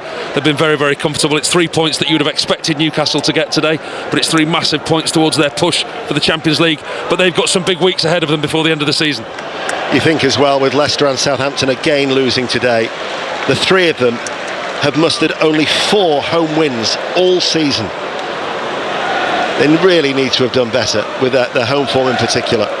Just 10 wins in total between the three of them. Tranmere Rovers have beaten Crewe by 2-0. Carlisle losing. Carlisle will be relegated then from League Two, as an effort drops just wide from that left-hand side. Newcastle United almost close to a 4 through Anthony Gordon. Does well, Anthony Gordon.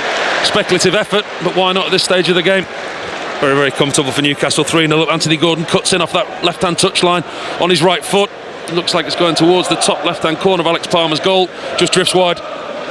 We're in the last 60 seconds of added on time. Southampton 1, Fulham 2. So still they can't lose that tag of potentially being the joint worst team in Premier League history. Southampton 1, Fulham 2. Brighton still lead West Ham 3-2. Wolves bound for a 6th successive win, leading 3-0 against relegated Leicester.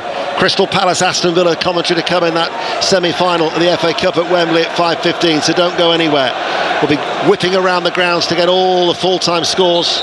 And Newcastle United, as far as the Premier League is concerned, will be going back third. 5 points behind Arsenal and 2 points clear of Nottingham Forest, albeit Forest, who've probably got the easier running, will have a game in hand. But it's finished here at St James's. Ipswich Town are relegated after Newcastle United with a 3-0 victory. Paul Robinson. Simple task for Newcastle this afternoon. A game you would expect them to win. Very professional performance, and it became very, very easy. Once Ipswich went down to 10 men, they didn't offer a lot of threat. Nick Pope was a mere spectator in the second half in the Newcastle goal. Newcastle got big games to come in the coming weeks. An important 3 points today in their push for the Champions League places. So Ipswich Town join Leicester City and Southampton, and for back-to-back seasons in the Premier League, the 3 promoted teams are all relegated at the first attempt, and it's the first time in Premier League history that all 3 relegations have been confirmed with 4 games to go.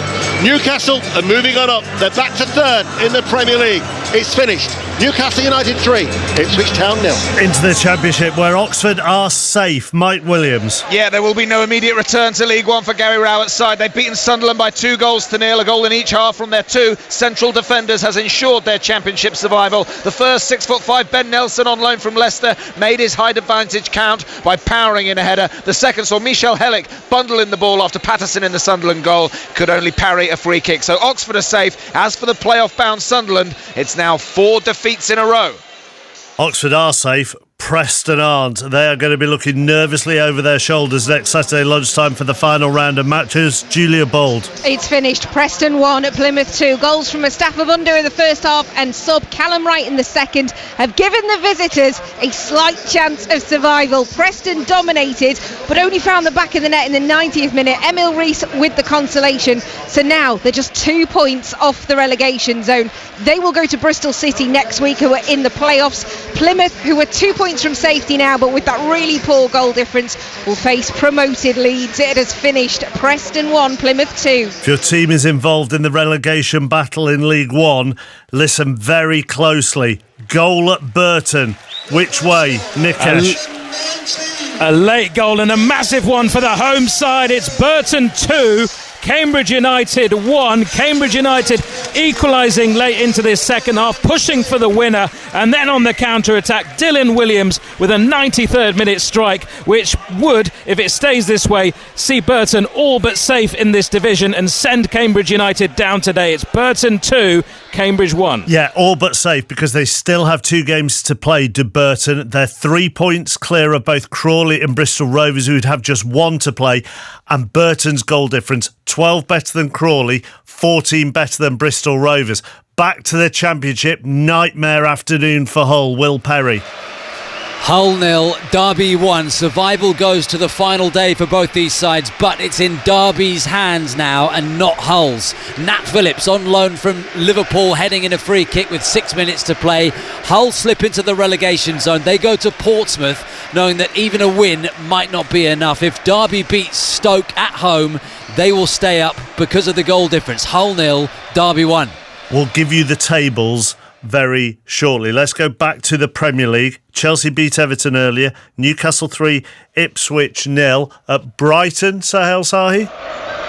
Everton 3, West Ham 2, Mark 2-1 down with 7 minutes to play. Brighton dealt a body blow to their former manager Graham Potter with 2 goals in the space of 3 minutes. Mitoma, he equalised in the 89th minute, and then Carlos Baliba, who was playing in central defence, scored an astonishing winning goal. Left-footed curling effort 25 yards away, which curved into the corner past a watching Areola in the West Ham goal. A first win for Brighton, Mark, in 6 games. Full-time, Brighton 3, West Ham 2. 3-2 at Cheltenham as well, which means Carlisle are relegated this afternoon. Sam Ashu. Cheltenham 3, Carlisle 2. Carlisle are relegated to the 5th tier for the first time in 20 years. They gave themselves the best possible chance when Matthew Dennis put them 1-0 up in the first half. Jordan Thomas won and scored a penalty for the home side. Then a lovely Ashley Hay lob made it 2-1 to Cheltenham before Georgie Hay headed in the equaliser. And then George Miller got the winner with a fine finish a couple of minutes before the end. 50 years to the day since they were relegated from English football's top flight. Carlisle are now heading to the National League. It finishes Cheltenham 3, Carlisle 2. No sports report today because we're at the FA Cup semi-final from 5:15. Southampton lose again in the Premier League. Chris Coles.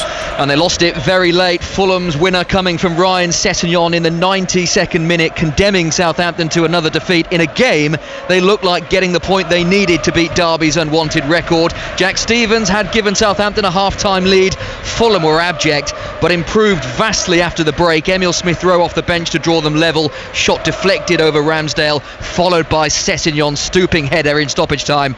They're up to 8th for Fulham. Southampton remain on 11 points and still need 1 more from their final 4 games to avoid becoming the joint worst side in Premier League history. Southampton 1, Fulham 2. Judging by celebrations, Vitor Pereira's off for a pint. Pat Murphy. He certainly is. He'll deserve it too. They've beaten Leicester 3-0. More points, more pints for Pereira after he got the point. That's his maximum. There's a great big banner saying exactly that. Today Cunha was superb. There are reservations about his attitude, but my word, he's a mighty fine footballer. He created and scored the first goal, then perfectly timed passes to Strand Larsen and Rodrigo Gomez for goals number 2 and 3. Leicester had little to offer, and Jamie Vardy missed the chance to score goal number 199 for them as Sarr saved this penalty when it was 2-0. Heady days here at Molineux. Perhaps the season's ending too early for them. Wolves 3, Leicester 0. They're up to 13th. Let me confirm the Premier League scores for you. Chelsea 1, Everton 0, Brighton 3, West Ham 2, Newcastle 3, Ipswich 0, Southampton 1, Fulham 2, Wolves 3, Leicester 0. Ipswich join Leicester and Southampton in being relegated. The race for the Champions League spots: Newcastle 62, Manchester City 61, Chelsea 60, Nottingham Forest 60. They've played a game fewer than everybody else. Aston Villa 57. From the Premier League to the National League, Barnet are promoted. Let's go to Mark Webber. Thousands of Bees fans swarm the Hive pitch as Barnet are promoted back to the Football League as National League champions. Barnet manager Dean Brennan hugging his players like long-lost brothers as he becomes an EFL manager for the first time. A comprehensive victory, 2 penalties for Mark Shelton, 7 and 20 minutes in. Callum Stead double in the second half made it Barnet 4, Aldershot 0. Barnet are promoted. Elsewhere in the National League, Woking 2, Eastleigh 2, Boston 2, Gateshead 1, Dagenham and Redbridge 6, Altrincham 1, Ebbsfleet 0, Maidenhead 2, Halifax 1, Braintree 0, Forest Green Rovers 1, Oldham 0, Rochdale 5, Hartlepool 1, Tamworth 4, Fylde 3, Yeovil 1, Sutton 2 and York 2, Solihull Moors 0. Barnet are up in the playoffs. York, Forest Green Rovers, Rochdale, Oldham and Halifax. The final playoff spot will be between Gateshead and Southend. Ebbsfleet, AFC Fylde are down. The final 2 relegation spots will be between Maidenhead and Wealdstone and Dagenham and Redbridge as well. Dagenham and Redbridge moving out of the relegation spots after that thrashing of Altrincham. Let's go back to Burton. Final whistle has gone. Nikesh Ragani. And it has finished Burton 2, Cambridge 1. Cambridge United are relegated. They needed to win today to stand any chance of survival, but never really looked in the contest. Both sides down to 10 men in the first half. In the second, Jon Daddy Bodvarsson put the home side in front, but eventually Cambridge did wake up. They equalised through Elias Kachunga, and just as they were pushing for a winner, Burton countered and scored a winner deep into stoppage time through Dylan Williams. Burton will be safe unless they lose both remaining games, and there is a 14-goal swing. It finished Burton 2, Cambridge 1. Crawley still have hope, but as Nikesh has said, their goal difference is much worse. They've beaten Northampton this afternoon. Charlotte Richardson. Crawley 3, Northampton 0. Crawley do all they can to stay in League One. Consecutive home wins, well taken goals from Rushian, Hepburn, Murphy, Jeremy Kelly and Kamari Doyle Mills. It's not mathematically impossible, but with Burton winning, with a game in hand and Crawley's poor goal difference, relegation looms, but the fight on display to secure victory means it won't be confirmed today. Crawley 3, Northampton 0. At lunchtime, Bristol Rovers 0, Reading 2, Leyton Orient 1, Wickham 0, and then Barnsley 1, Shrewsbury 2 at 3 o'clock. As we've said, Burton 2, Cambridge 1 and Crawley 3, Northampton 0. Exeter 3, Huddersfield 1, Peterborough 1, Bolton 1. Stockport have come back to beat Lincoln 3-2, which means they're not out of the race for automatic promotion. And Wigan 1, Blackpool 1. Now, Wrexham Charlton kicks off at 5:30. Birmingham clear at the top. They're winning the division. They're up. Then Wrexham 86, Stockport 84, Wickham 84 and Charlton 82. Wrexham and Charlton kick off at 5:30.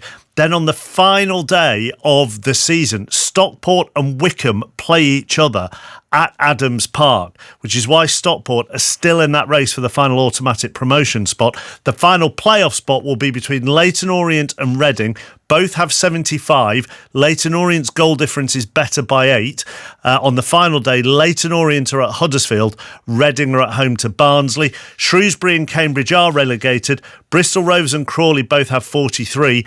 Burton have 46, but Burton's goal difference is 12 better than Crawley's, 14 better than Bristol Rovers, and Burton actually have an extra game to play as well. We're going all over the place. There's no order here. It just depends how the game's finished. Let's go back to the Championship. Middlesbrough blew their opportunity this afternoon at home to Norwich. Let's get details of this goalless draw from Shojo Saka. Middlesbrough 0, Norwich 0. As you say, a pretty unhappy Riverside Stadium. Both sides grazed the post in the second half, but Borough simply could not beat Angus Gunn in the Norwich goal and get past past their defence. Borough will go into the final weekend next week, 9th in the table. Their playoff hopes have faded significantly. They will have to beat Coventry away next week and then pray that other results go their way. It's finished Middlesbrough 0, Norwich 0. And those results would involve Blackburn, who are very much in the mix after beating Watford 2-1, and Millwall, who are right in there after beating Swansea. Betty Glover. They are indeed. Nervy end this, chappers, but it's a big win, big 3 points for Millwall. It means their playoff hopes are well and truly alive. Boss Alex Neil said beforehand they needed to focus on their job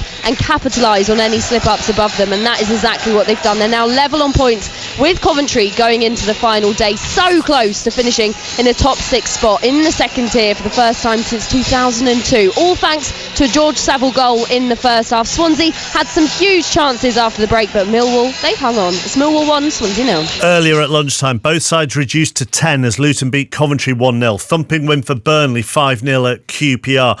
Then at 3 o'clock, Blackburn 2, Watford 1, Cardiff 0, West Brom 0, Hull 0, Derby 1. Goalless between Middlesbrough and Norwich. As we heard from Betty, Millwall beat Swansea 1-0. Oxford are safe, they beat Sunderland 2-0. Preston 1, Plymouth 2, Sheffield Wednesday 1, Portsmouth 1. Burnley have 97, Leeds have 94. Burnley 1 to play, Leeds 2 to play. They're both up, just the title to decide between them. Sheffield United have 89, Sunderland 76, Bristol City, who've got a game in hand on everybody around them, who they go to Leeds on Monday night, they have 67. Then with 1 to play, Coventry 66, Millwall 66, Blackburn 65, Middlesbrough 64. Middlesbrough go to Coventry next Saturday lunchtime on the final day of the season. Blackburn go to Sheffield United. Millwall are at Burnley, who are going for the title. At the bottom, Cardiff relegated with 44. Plymouth all but relegated on 46. Goal difference doesn't do them any favours. Hull in the bottom 3 on 48. Then Luton 49, Preston 49, Derby 49, Stoke 50. Derby and Stoke play each other on the last day of the season. Preston go to Bristol City. Luton are at West Brom. Hull are at Portsmouth.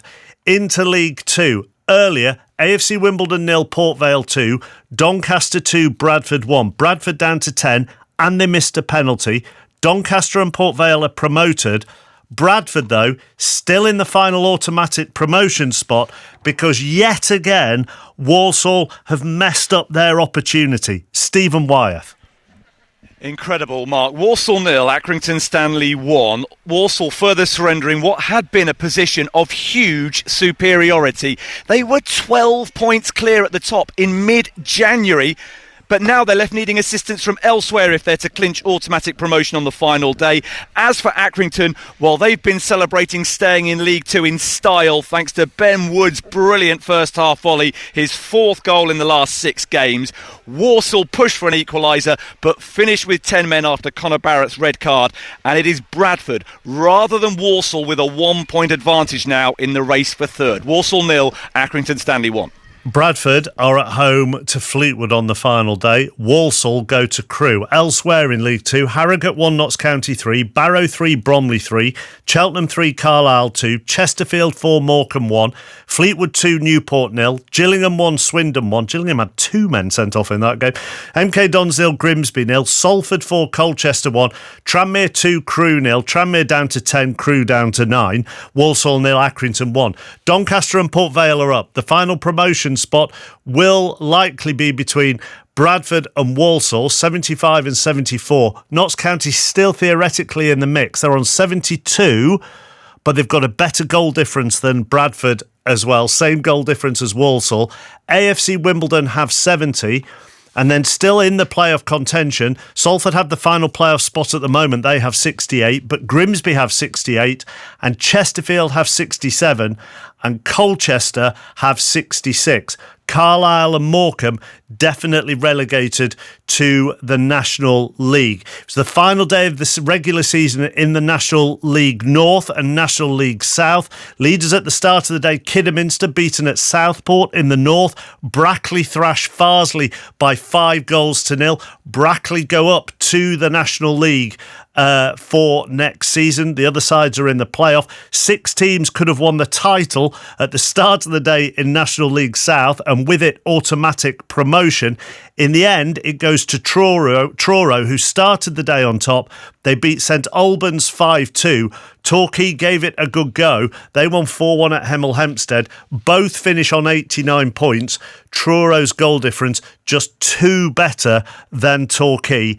They go up. Torquay are in the playoffs. Celtic have won the Scottish Premiership title today. They won 5-0 at Dundee United, so a 55th record equalling title for them. Elsewhere, Aberdeen 1, Hibs 0, St Mirren 2, Rangers 2, Hearts 0, Dundee 1, Kilmarnock 2, Ross County 0, Motherwell 3, St Johnstone 2.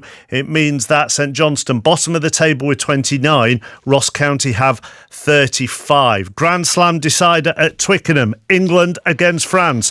In the Women's Six Nations, James Burridge. And England are overpowering France. 5 tries in 25 minutes. They lead by 31 points to 7. Emma Singh with 2 of them. England unstoppable right now, and France have lost a player. Bath, elsewhere, by the way, in the Women's Six Nations, Scotland 26, Ireland 19. In the Gallagher Premiership, Bath march on. They thrash Newcastle 55-19. Leicester beat Quins 47. Northampton Bristol is at 5:30. To Jamie Broughton at the snooker. And the 7-time champion Ronnie O'Sullivan leads China's Pang Junxu by 5 frames to 2. O'Sullivan's made 6 breaks over 50 so far and has been feeding off his opponent's numerous mistakes. We've got 1 frame left in this opening session. Meanwhile, on the other table, the 3-time winner Mark Williams is now 11-9 up against Hossein Vafayi. 13 is the target for a place in the quarterfinals. In the Scottish Championship, Ayr 2, Queen's Park 2, Dunfermline 0, Airdrieonians 0, Hamilton 0, Livingston 3, and Wraith 1, Moreton 1. Livingston have gone level on points with Falkirk. Only the top side gets promoted to the Scottish Premiership automatically. Falkirk's goal difference is 7 better. They are at home next week to already relegated Hamilton. Livingston take on Partick. In Scottish League 1, Alloa 2, Montrose 1. Cove Rangers 2, Kelty Hearts 2, Dumbarton 3, Annan 1, Inverness 3, Arbroath 0, Queen of the South 2, Stenhouse Muir 0, Arbroath already promoted, Dumbarton already relegated.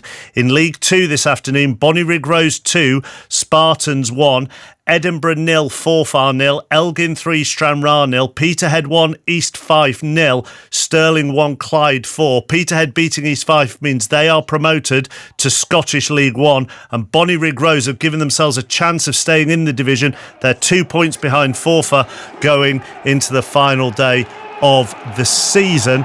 One final score to give you: Huddersfield 12, Castleford 30 in Super League. At 5:30, Catalan against Wakefield and Salford against Lee. What a dramatic afternoon, and it brings us now to the FA Cup semi-final.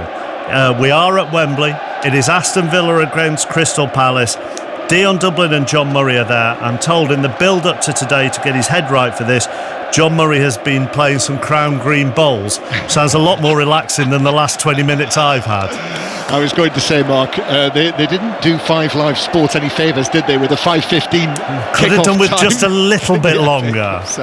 Yeah, but congratulations to everyone connected with the programme up to this point, because that has been absolutely hectic. But Dion Dublin, what an atmosphere we've got inside Wembley Stadium for this first FA Cup semi-final of 2025. It's unbelievable. I mean, the flags, red and blue to the right, and you got the Villa flags to the left.